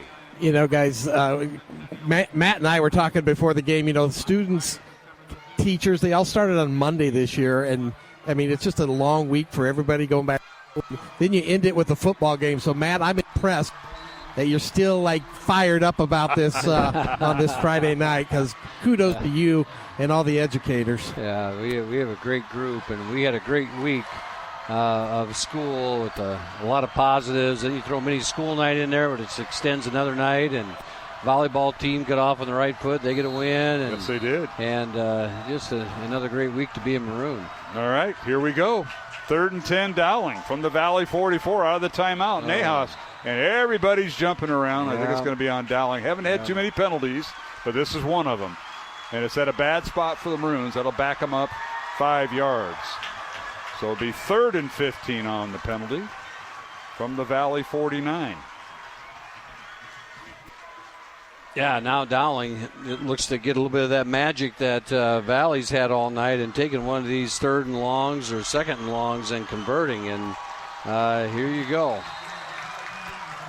All right, Jimmy Nahas split out wide left. 2 receivers also with him, so 3 to the left, 1 to the right. On top of the is Roberts. Back to throw is Joey Nahas. Joey with the football, fires the ball downfield, and the pass is caught and dropped by Sam Drexler. Threw it behind him, had it momentarily. It'll bring up 4th down. Yeah, threw it behind him. I think, it was a good decision to get rid of the football because he wasn't going to make that many yards running. And threw it there, Sammy, in the middle of coverage, and the Valley defenders put the hit on. Well, Dowling will be at the Valley 49. They have to get inside the 33 for a first down. The Maroons now in 4-down territory, so they have to go for it, and now they're going to talk it over. I think they're going to punt it. Dowling has 3 timeouts remaining. Yeah, they get the full allotment of timeouts, and I think you're hoping here that you can get rid of it, pin them deep. Punt unit in. So McLaughlin will snap it. And Jackson Miller gets the punt away. High end-over-end kick inside the 20. Dowling's got a safety back there. They'll down it inside the 5. They do at the 2-yard line. Great job by Jackson Miller. Yeah. And on the coverage deep in the end zone. Kept it out of the end zone. 1st and 10 Valley from the 1-yard line. With 2:43 to go, Dowling has all 3 of their timeouts here. Who was that in coverage? Go ahead, Brian. That was Henry Schmid who did that short kick, guys. It was Jackson Miller. Was not. It was Henry Schmid. So he's the pooch punter. Okay. And who was the safety Number down 9. there? It was Kyle Schumacher. Kyle Schumacher made a great play down there, getting down there to put that ball at the 1-yard line. So he was playing catcher. Yeah, in the end zone. Very well executed. So now you got 2:43, all your timeouts, heels in the end zone for the Valley Tigers. And what quarterback's coming in? DeGroat or the backup Carpenter? We've had a lot of cramping up here tonight, folks, so we'll see. Deep in the end zone. It doesn't look like DeGroat. First and 10 from the 1. It is Carpenter, the backup quarterback. And he'll probably run the quarterback sneak. And he does. And he's hit and drop for no gain. And I think, down here, the reason Carpenter's in is DeGroat can't run right now. And he would not be able, if you're just going to run quarterback sneak, it's not in something that's he's able to do right now. So Carpenter will remain in the ball game at quarterback. We've got a timeout, Dowling. We'll keep it here. Reminder, our next broadcast will be next Friday night, 1 week from tonight. Dowling hosting Johnson. That'll be Dowling's home opener. So all those fans on the east side of the stadium, you can come over here to the west side of the stadium next week. Dowling and Johnson. And last report, what'd you have for Johnson's game tonight? Johnson's game, the last score we got is still 10-0. I got to do some Twitter searching here to get that. Southeast Polk is now up 28-7. Okay, and it's 6th-ranked Waukee at Johnson tonight. Yeah. Johnson unranked, so what? And DCG is up on Urbandale 21-7 as we scroll through the scores here. All right. Once again, our thanks to our supporters of Iowa Catholic Radio's coverage of Dowling Catholic football. Ladies and gentlemen, 49 years. This station has been broadcasting Dowling Catholic football.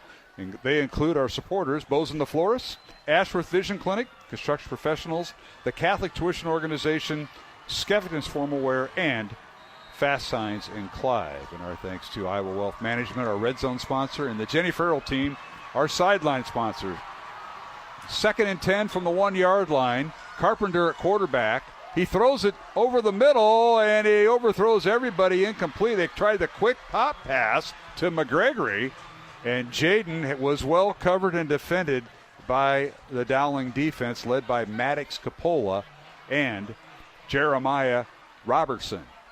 I just one score update. Waukee Northwest is now ahead of Ankeny with about 1:22 left, 25-24. They got it. So dandy. a lot of these teams who people are looking at to be at the top of the division are battling it out here tonight. Well, it's 3rd down and 10 Valley. That play stops the clock and saves Dowling a timeout. Yeah, Maroons. that's the big thing right there. 2 timeouts remaining for the Maroons, 1 for Valley. Clock, 2 minutes and 33 seconds on the clock, which is stopped. Carpenter, quarterback sneak, and he gets a couple yards. He put his knee on the ground right away, so I think the ball was snapped. And he had the side judge get it. Yeah, and so they're going to mark him back at the 2-yard line. You're right, Matt. He went backwards. That's one of the things with these guys not taking many snaps under center. They're not used to it. That ball went right to the ground. He put a knee on the ground, and the ball is, look where the ball is. It was almost a safety, Mark. The ball's inside the 1. The side judge marked the ball back. Yeah, he's inside the 1-yard line right now. So this will be 3rd down and 10 Valley. 2 minutes and 33 seconds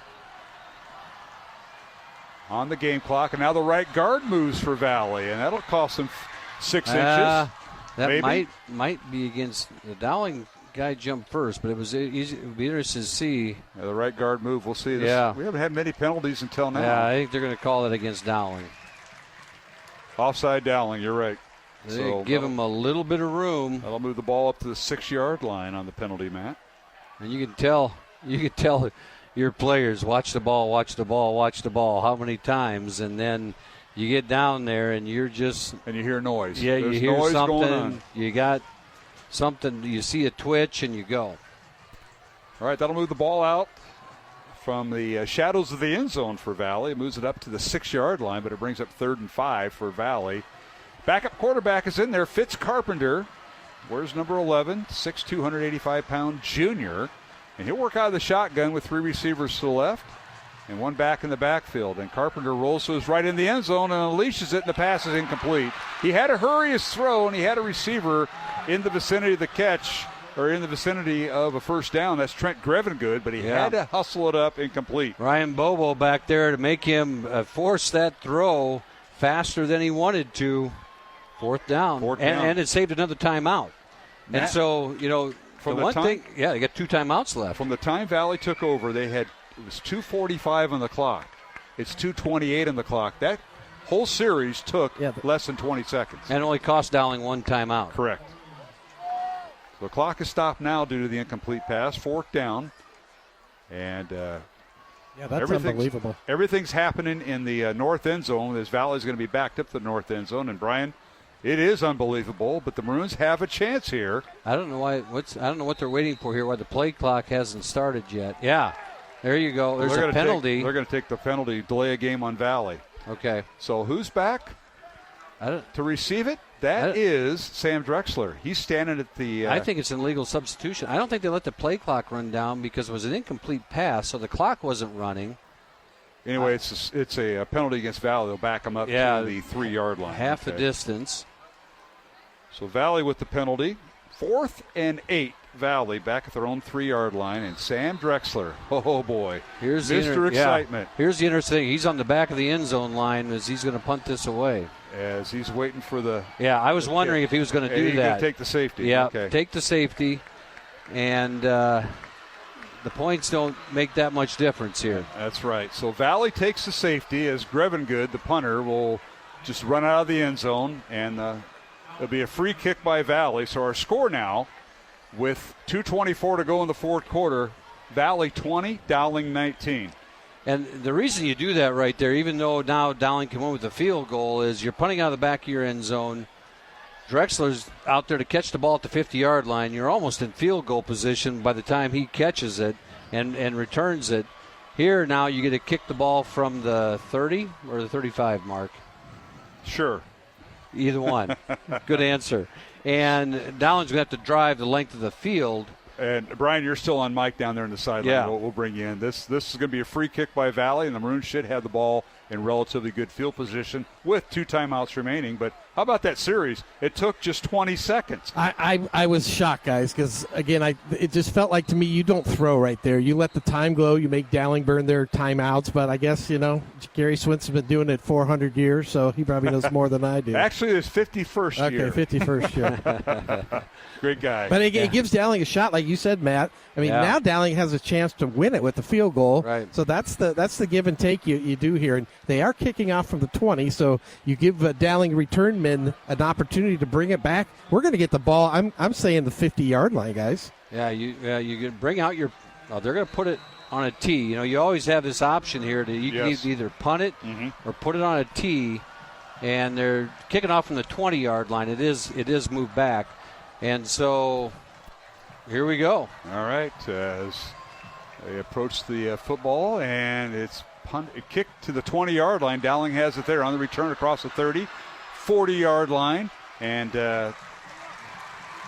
brought down there is Jeffrey Roberts as he crossed the 41-yard line. So Dowling's offense will have the ball, 2 timeouts remaining. 1 point lead for Valley, 20-19 with 2:16 to go, and the Maroons with the first down. The one thing about it right now, with 2:16 to go and 2 timeouts, you have your full arsenal in your offensive playbook. You can run the ball here. You can pass the ball. I mean, it's, a run here that would not surprise me. I mean, you got a lot of time. 2:16 is a lot of time anymore in this game. First down, Dowling at their own 44. Offensive unit coming out for the Dowling offense, led by Joey Nahas at quarterback, 2 receivers left. That is Sam Drexler and Jeffrey Roberts split out wide to the left. Tight end on the right. And the H-back in there for the Maroons. And now movement on the line, and who did it first? The ball didn't get snapped. I think it's going to be on Dowling as the umpire is going to mark it off. Yep, against the Maroons. So it'll be 1st and 15. The good news is nothing went off the clock. No time. Right. Back to the 39. So this is where the drive will start. Kate Krause's first game at center. And the nerves are up. First game of the year. And you can't have it any bigger than Dowling Valley. And you got a chance to go down and win the football game. Here we go. 1st and 15 from the Dowling 39. Maroons trail by 1. 2:16 to go. Back to throw. Nahas has time, and now he's wrapped up and brought down back at the 33-yard line. Coverage broke down. And a nice job by the Valley defense. And, that's one of the dynamic duel. It wasn't 60 Jimenez. It was his buddy, Ben Booth, with the sack. Yeah. And here, you got to, this muddle huddle, you get the number coming in, and you got plenty of time, so there's no rush here, but it is 2nd and 20. You got a long ways to go now. Ball on the 34-yard line, forward progress spotted. 2nd and 20, minute 40 to go. Clock is running. Back to throw. Nahas has time, fires it downfield, and it's incomplete as the toss-up between Sam Drexler and Gregory, and the ball hits the ground incomplete, so do the players. Yeah.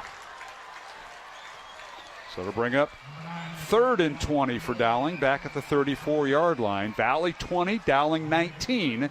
Minute 32 to go in the 4th quarter. We've got a dandy. Another dandy finish going on in Ankeny that I just saw come through the wire. So opening night of high school football, and they've got some great matchups. This is good stuff. You're looking to get about half of it here. You get 2nd and 20. You'd like to get it down to 4th and 10 if you can. All right, 3 receivers left, 1 to the right. Back to throw. Nahas has time, now fires across the grain. The pass is caught, and getting back to the original line of scrimmage is a receiver. That might be Roberts. Yeah, you might call the timeout and here. the Maroons have got the burn one here with a minute 20 to go. Probably. You got 4th and 11. At the 42-yard line of Dowling, so a gain of 8. Yeah, and so they take a timeout. You got 4th and 20, or 4th and 11. 12. I'd say 4th and 12. Yeah, looks like 4th and 12. Maroons can get a first down inside the 46 of Valley. Reminder, our supporters of Iowa Catholic Radio include Fast Signs in Clive, the Catholic Tuition Organization, Ashworth Vision Clinic, Construction Professionals, Skeffington's, and Bozen the Florist. And we haven't been in the red zone too often here in the second half. Iowa Wealth Management is our Red Zone supporter. And the Jenny Farrell team, our sideline report, proud sponsor of Dowling Catholic High School football, helping generations of Dowling Catholic families with their real estate investments. Learn more at jenniferfarrell.remax.com. Brian Morris, what do you got to play here? You got to get maybe Mayhouse moving a little bit to move some of the defenders here, guys. Yeah, we'll see what happens. Low snap, Mayhouse picks it up. Back to throw, fires over the middle. The pass is incomplete. Intercepted. And they're going to call it an interception as he slid right on the ground. Is that McGregory? And it is. Intercepted by McGregory, and that'll do it. A slant route from the left side, Matt, about 15 yards downfield, and McGregory jumped the route and intercepted as he slid on the ground. The officials concurred. Yeah, I don't think he was the ball wasn't in a spot where the receiver was going to get to it anyway, I don't think. So it was going to go down as incomplete, but he gets the interception. Either way, the ball game is officially, you're going to take a couple knees. Yep, both teams with one timeout remaining, minute 14 to go. It'll be first down Valley at their own 34-yard line. Ladies and gentlemen, what a game. Dowling Valley, you wouldn't draw it up any other way. These two teams, well, it's on the Dowling side, these two teams finished the season in the Unidome last year, and all points that way this year with Valley now in the victory formation. They've went through a couple quarterbacks. Fitz Carpenter had to come in relief of Drake DeGroat because Drake got cramps like many of the athletes did tonight, and they'll take a knee there. Clock runs. I think Dowling will take a timeout, and they will. So it'll be second down and 11 for Valley as they move the ball back a yard.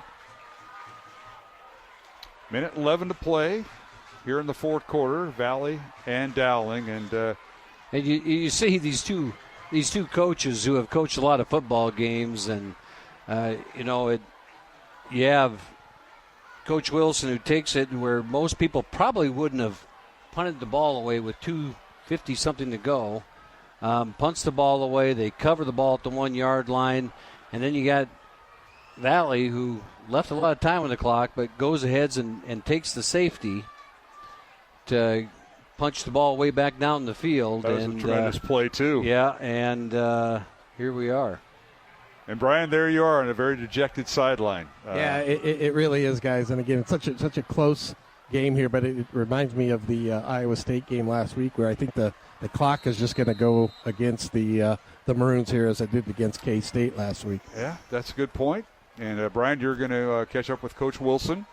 I know you'll be in competition with some of our other videographers around, but do the best you can, and we'll hold the fort down here in the postgame show. We're kind of preparing for that. All right, 2nd and 12 for Valley, and they take a knee. And Dowling has one timeout remaining according to the scoreboard as Carpenter takes a knee. That should be it. Right? Maroons took a timeout here, and if they did, we're going to take one with them. 64 seconds remaining and a timeout Dowling, so we'll take a break. It's Valley 20, Dowling 19 with 64 seconds remaining in the fourth quarter. Back in 1 minute along the Iowa Catholic Radio Network. What are you doing out there? Come on! I saw you at the game the other night. Yeah, you. Up there getting mad, acting like we're all out there making $1 million a game. Well, let me be real with you. This isn't the pros. It's school sports, and it's a game, our game. So please, let us play. School sports fans, remember, when you cheer for your team, make noise for the right reasons. This message presented by the NFHS and the NIAAA. And all student athletes in Iowa. Support for Iowa Catholic Radio is provided by CTO. Your support has helped thousands of students attend our Catholic schools. CTOIowa.org. At CTO, the bottom line, it's for the kids and their future.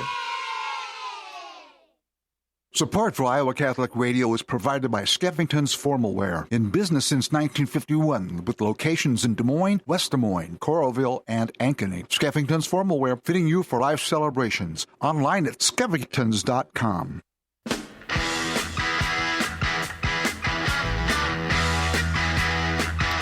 right, we're back here at Valley Stadium in West Des Moines. Clock running. Now it's 4th and 15. 45 seconds remaining here, Matt, and Valley's just going to let this run down. Yeah, but Dowling's going to get the football back.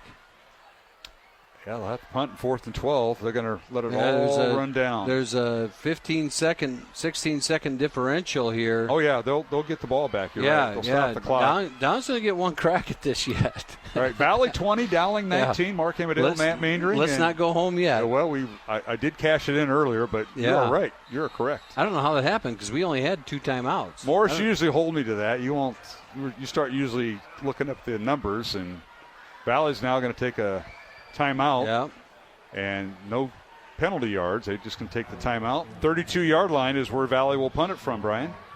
Yeah, I'm trying to think through. I have to go back maybe and watch it because I thought I had my time down that we wouldn't even get a chance to get the ball back. I thought we only had one timeout left. Yeah, we only had 2. Yeah. So I don't know. Like I say, it's first game for everybody. Yeah. I thought we used, we had 2 timeouts going into that last possession, and I thought we used one on 4th down unless Valley called the timeout on 4th down. Well, Valley had 1 timeout, and they've had that for quite a while, so I don't think it was that. But something happened. Very mysterious. How about there's a chance. There's a chance. The series before this, guys, Valley had the ball for 21 seconds for 4 downs. And that's how Maroons had an opportunity, which they couldn't convert, and now they have 1 more. And Dowling's going to send twin safeties back there. I thought they might, as it'll be Sam Drexler and I believe Jeffrey Roberts are going to be the twin safeties. Yeah, I don't know how we got to this point. I have to go back and watch this again. Exactly, that's what we have to do. I'm confused. Brian usually holds me to the seconds, and it's like, what happened? 17 seconds remaining. The Maroons have a chance because Valley's got a punt, and they're going to send Grevengood back to punt. He gets it away. High end over end kick. Near side. Caught by Drexler at the 19. And he's going to be brought back to the 22-yard line. With 7 seconds remaining, Dowling has 1 shot. Ben Fleming, number 10, makes a great play. He's the guy going down the field to cover. And he gets Sam Drexler as soon as he gets the football, and now you got 7 seconds and 78 yards. First down, Dowling at the 22-yard line. 7.4 seconds remaining in the 4th quarter. Dowling trailing by 1. Can they get it into field goal range? Realistically, you could get to the 50-yard line, possibly. 45-yard line. This is where, with some time on the clock, you may see some hook and laterals coming. All right, Nahas out of the shotgun. Middleton in the backfield. 3 receivers right, 1 to the left. Dowling going right to left, south to north in their visiting white uniforms. Back to throw is Joey Nahas. Scampers in the pocket, and now it's going to be lateral. He's going to run it. This is going to be it. He's going to run it. Now he's going to pass it. Back to throw he goes. Launched it downfield, incomplete. Underthrew his intended receiver. That was Jeffrey Roberts, and that'll do it. Valley has won a thriller. 20-19 is our final. We were tied at halftime at 10-all, and Valley outlasts Dowling. We had, 3 field goals, a safety, and 3 touchdowns. Yeah. Check that. 3 touchdowns in this contest combined. What a night. What an opening night for 2 of the top 3 teams in the state of Iowa in Class 5A. And Valley goes to 1-0 on the evening with a 20-19 final score over Dowling Catholic. Matt Maindring. Yeah, what a game! What a first game for everybody, and it was a slugfest all night long. And I think the thing I walk away with is Drake DeGroat. He played outstanding tonight, and really carried that offense. Boy, did he! And how about Blake Dornkamp? Got his first varsity touches as a running back for Valley. Had a very nice night. That offensive line for Valley, we talked about them. 1 returning starter, Joe Mauser, but Emerson, Reardon, Rickert, and Wyorda, along with Showburl, the tight end, they didn't do a bad job either against this Dowling defense. Right. I mean, they did it up front. They got the things they needed to do, and I think, as we seem to say it every year, these 2 teams might meet again. I would think that's what history has told us. Yeah. Man. We're going to take a break, and we appreciate Vinny Cataldo. He is our studio producer. I'm Mark Amadale. along with Matt Maindring. And Brian Morris will bring us some interviews on the field, probably with head coach Tom Wilson. I'll let him figure that out. We'll sort that out. But, Vinny, we're going to take a 2-minute break. 2-minute break. Our final score on week 1, it's Valley 20, Dowling 19, and we'll return to Valley Stadium here in West Des Moines, Iowa, for the postgame show in 2 minutes along the Iowa Catholic Radio Network. This is a segment about small Catholic innovations that made a huge impact from the OSV Institute for Catholic Innovation. There's another saint besides St. Nicholas that shaped Christmas as we know it. St. Boniface was an 8th century bishop sent to catechize German pagans. One of their winter traditions was to decorate an oak tree and perform a pagan ritual around it. Boniface did not approve. He chopped down the oak tree in one fell swoop. Behind the fallen oak was an evergreen. St. Boniface decided to preach about Jesus' gift of eternal life. The Germans were amazed, maybe by this Jack Bishop who chopped down a huge tree in one go, but mostly by Jesus. They put decorated evergreens in their homes to celebrate the birth of Jesus, so you can thank Catholic innovation for Christmas trees. Learn more about what OSV Institute is doing to inspire and encourage Catholic innovation at osvinstitute.com.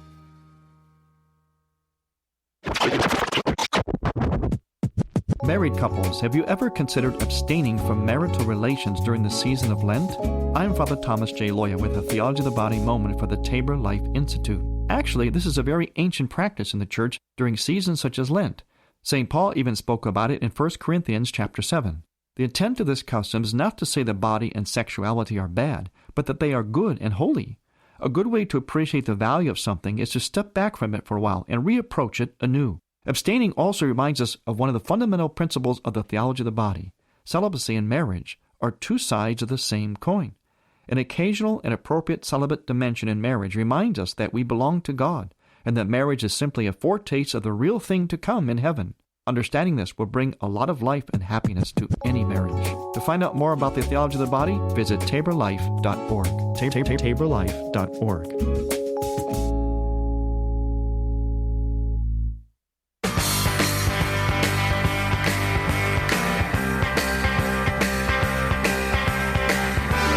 Here at the Valley Stadium in West Des Moines, Game 1 of the high school football season. And in Class 5A, it was the Valley Tigers defeating Dowling Catholic 20-19 alongside Matt Maindring. I'm Mark Amadale as we're trying to run down scores. Brian Morris on the sideline trying to catch up with Coach Wilson as the Dowling team just met, and now they are breaking their huddle to rejoin their teammates and parents probably. But what a game it was. It was tied at 10 at halftime as both teams scored a touchdown in the first half. Both teams had a field goal in the first half. Ian Middleton, a 1-yard run for Dowling, and Ryan Kuhn, a 30-yard field goal, put Dowling's 10 points up in the first half. Conley Harn, a 20-yard field goal for Valley, and Jaden McGregory, an 11-yard touchdown pass from DeGroat.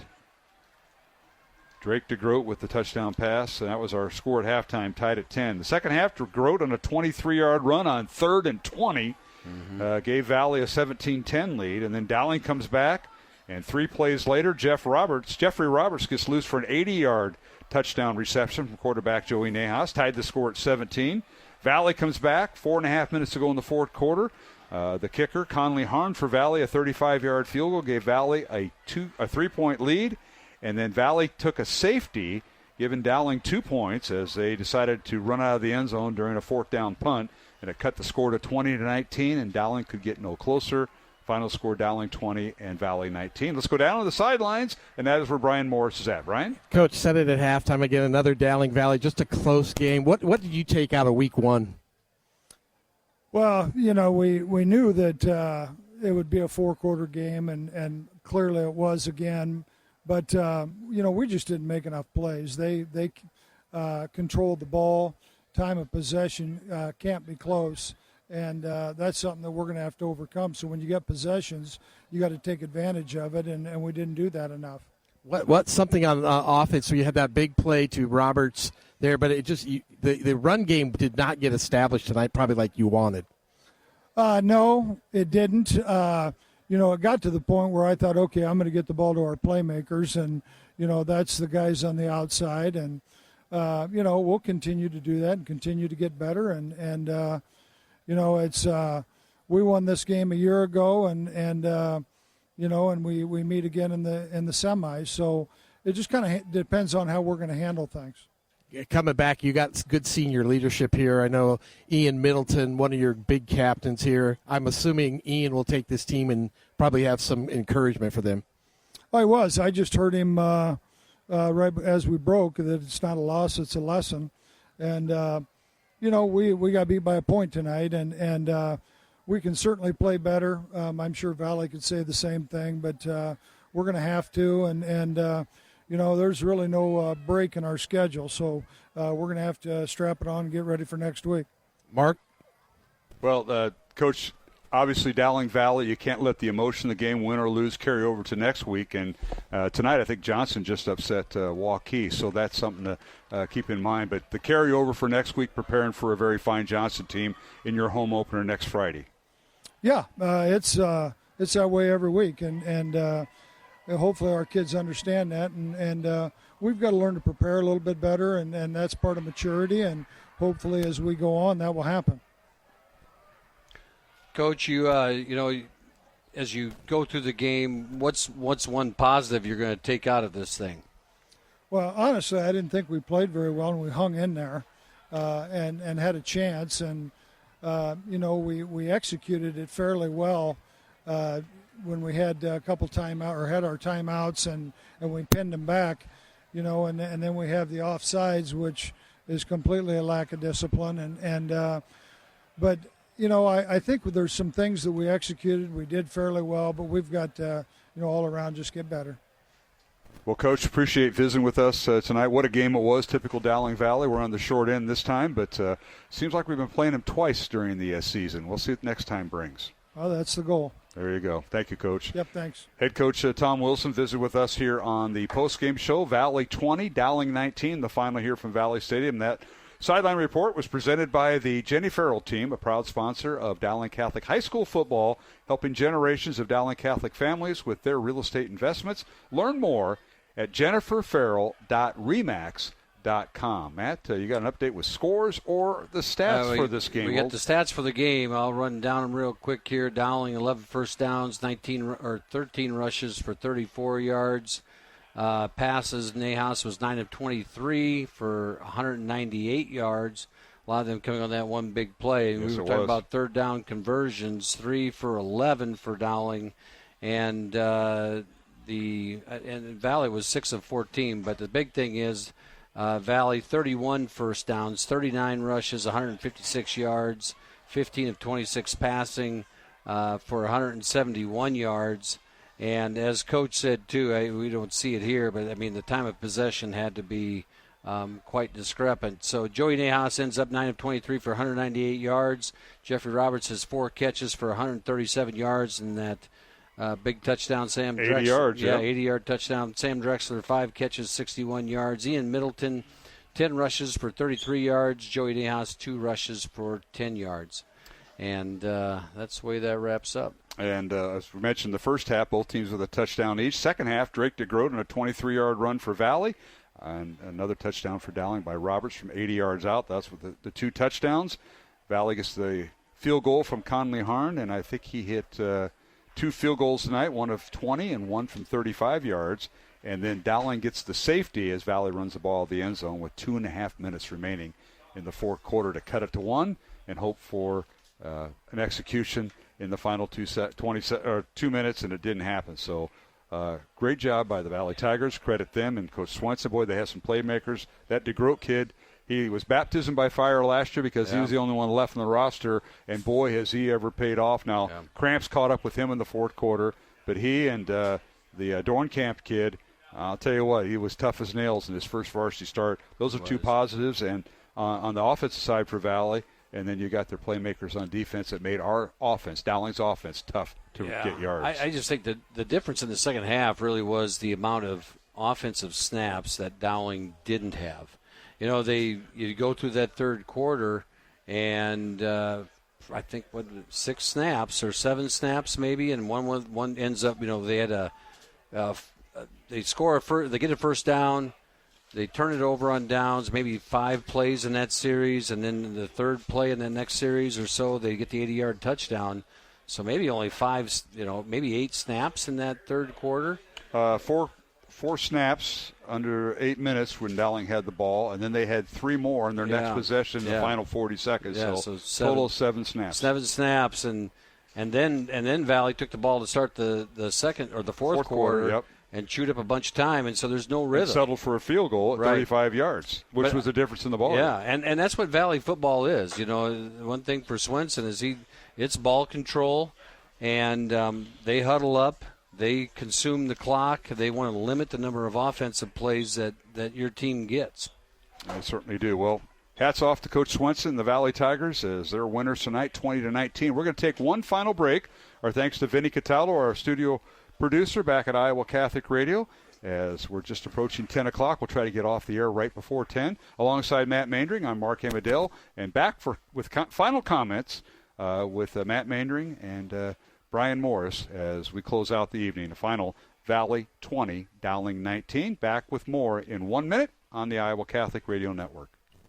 Support for Iowa Catholic Radio is provided by Ashworth Vision Clinic. Complete eye exams, contact lenses, glasses, glaucoma testing, and urgent eye issues. 515-440-4610. AshworthVision.com. Support for programming is provided by Construction Professionals, serving customers through a proven process, creating unique design, functionality, and artistic beauty. Construction Professionals is a Catholic family business built on a strong foundation. CPCustomHomes.com. Support for Iowa Catholic Radio is provided by Bozen the Florist. Valentine's Day, Mother's Day, weddings, whatever the message, say more with Bozen. Bozen.com. 515-244-ROSE. Bozen makes the moment mean more. When you hear this, and a pick 6 to start it, touchdown Dowling, you know it's the Maroons. Your home for Dowling Catholic football. 105.5 KIHS, Iowa Catholic Radio.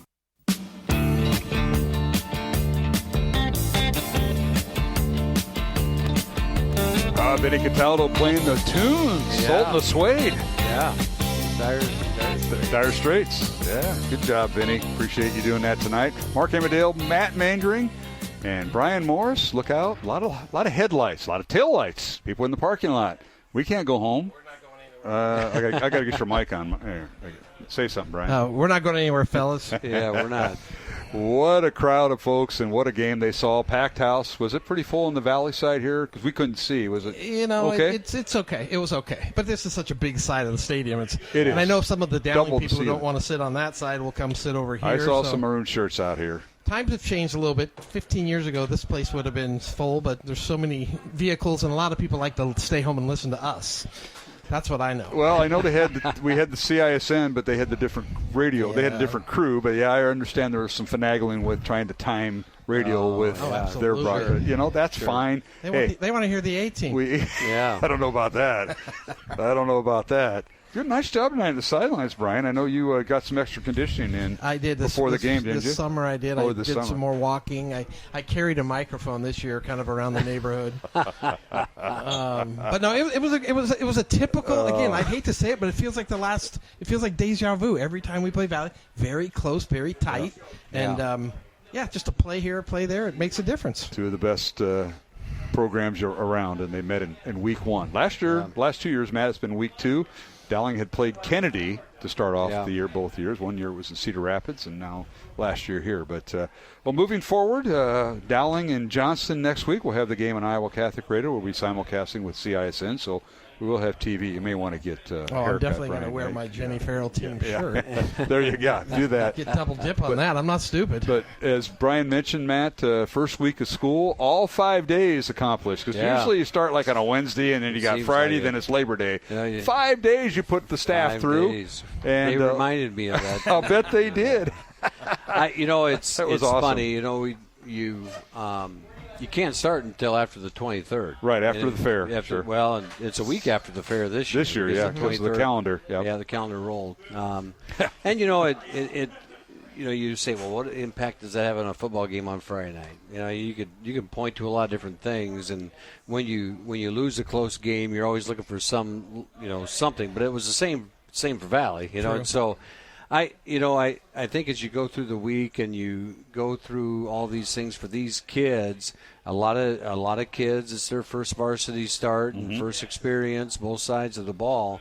But it'll help them grow, and as Coach said, Ian talks about it being a lesson, and it's you grow from it and you move forward, and you want to win the last game. That's exactly. And what's the old adage, Coach? That you make your best improvement from week 1 to week 2. Yeah. Now you have real film to look at, right? Versus practice film, which is a little bit different. So there's going to be a lot of learning this week because the defensive team definitely had some things they can work on. Again, I think pursuit maybe with angles, breaking down and wrapping up. But again, they were there a lot of the time tonight. They were close, and and you think about it really, and this is I'm sure Coach Wilson is thinking about the same thing as he goes back and reviews it offensively. You take away the one big play, and then Valley, messing up the punt and giving Dowling the football inside the 20-yard line. That's the other drive. There was no sustained drive for this offense. And that's something that, they're going to really reflect on and say, okay, we're a better offensive team than that. We can go down and put some drives together. And they did when it counted, and the Valley Tigers did. Valley did. Dowling will have that opportunity against Johnson, who, as you mentioned, Matt, Johnson upset. Well, versus it was 13-3. They beat Waukee. 6th-ranked Waukee. 6th-ranked Waukee, 13-3 tonight. And Ankeny, or Waukee Northwest, defeated Ankeny 25-24 in a battle. And Southeast Polk, they continue. It's theirs until someone knocks them off again, and it's 30-14. They win over Ankeny Centennial, and I believe, I don't know if it was a final or not yet, but DCG looks like they're going to win their first game in 5A, and defeating Urbandale tonight. And DCG and Norwalk both make the move up from 4A to 5A. Dowling doesn't have Norwalk on their schedule this year, but congratulations to them. And we're going to be out of DCG for one of our road games coming up here in a few weeks. But it's Dowling Johnson next week. Well, guys, what a night it was. Good to see you again. It was, the funny thing is there was no air movement down there, so it did get a little warmer. So I can see why those players. And the humidity comes up at night. The humidity was you could because again that second half, what we had like 2 guys go down. They had like almost 3 or 4 guys go down with cramps. So the Groat went down, and we thought he was injured. And it was just a severe cramping. What a game he had. And then a couple others went down, including Dornkamp, the tailback. And then Bobo went down for Dowling. And who else went over? There was another one who went down with cramps, too. But I think overall, the conditioning-wise, that Dowling comes out a little better on that. Blake DeGros, but again, Drake DeGros, how many times are you going to play like that in practice? And he's been running around a lot, doing a lot of running, and it cramps up on you. Again, he was really impressive tonight as you walk away from this game. No question about it. And I think the one stat we talked about, it was the conversions, and I know where it is. And I just had it up here. 3rd and 4th down conversions, Valley just kind of owned that tonight. And, boy, it was at the worst time for the Maroons. But, that's what you do. That's how you win ball games. 3rd down conversions tonight, Valley 6 out of 14, Dowling just 3 of 11. 4th down conversions, Valley 3 out of 4, Dowling 0 for 1. So little things within the stats that kind of tell you things, how things may go. But congratulations to the Tigers. They're now 1-0 to start the season, and they were in the state championship game last year after rallying with down 2 quarterbacks, and this DeGroat guy came and led them to the finals. And who knows what will happen. But for Dowling, they got to pick themselves up because they got an undefeated Johnson team coming to Valley Stadium next Friday night, and Matt will be on the air at 6:30 for that. Anything going on at the school? Give her a last take on this Labor Day weekend. I'm trying to think. We got a lot of things. Who knows? Labor Day. It's Labor Day. We get a little breather. Next week things start to kick off. I think cross country.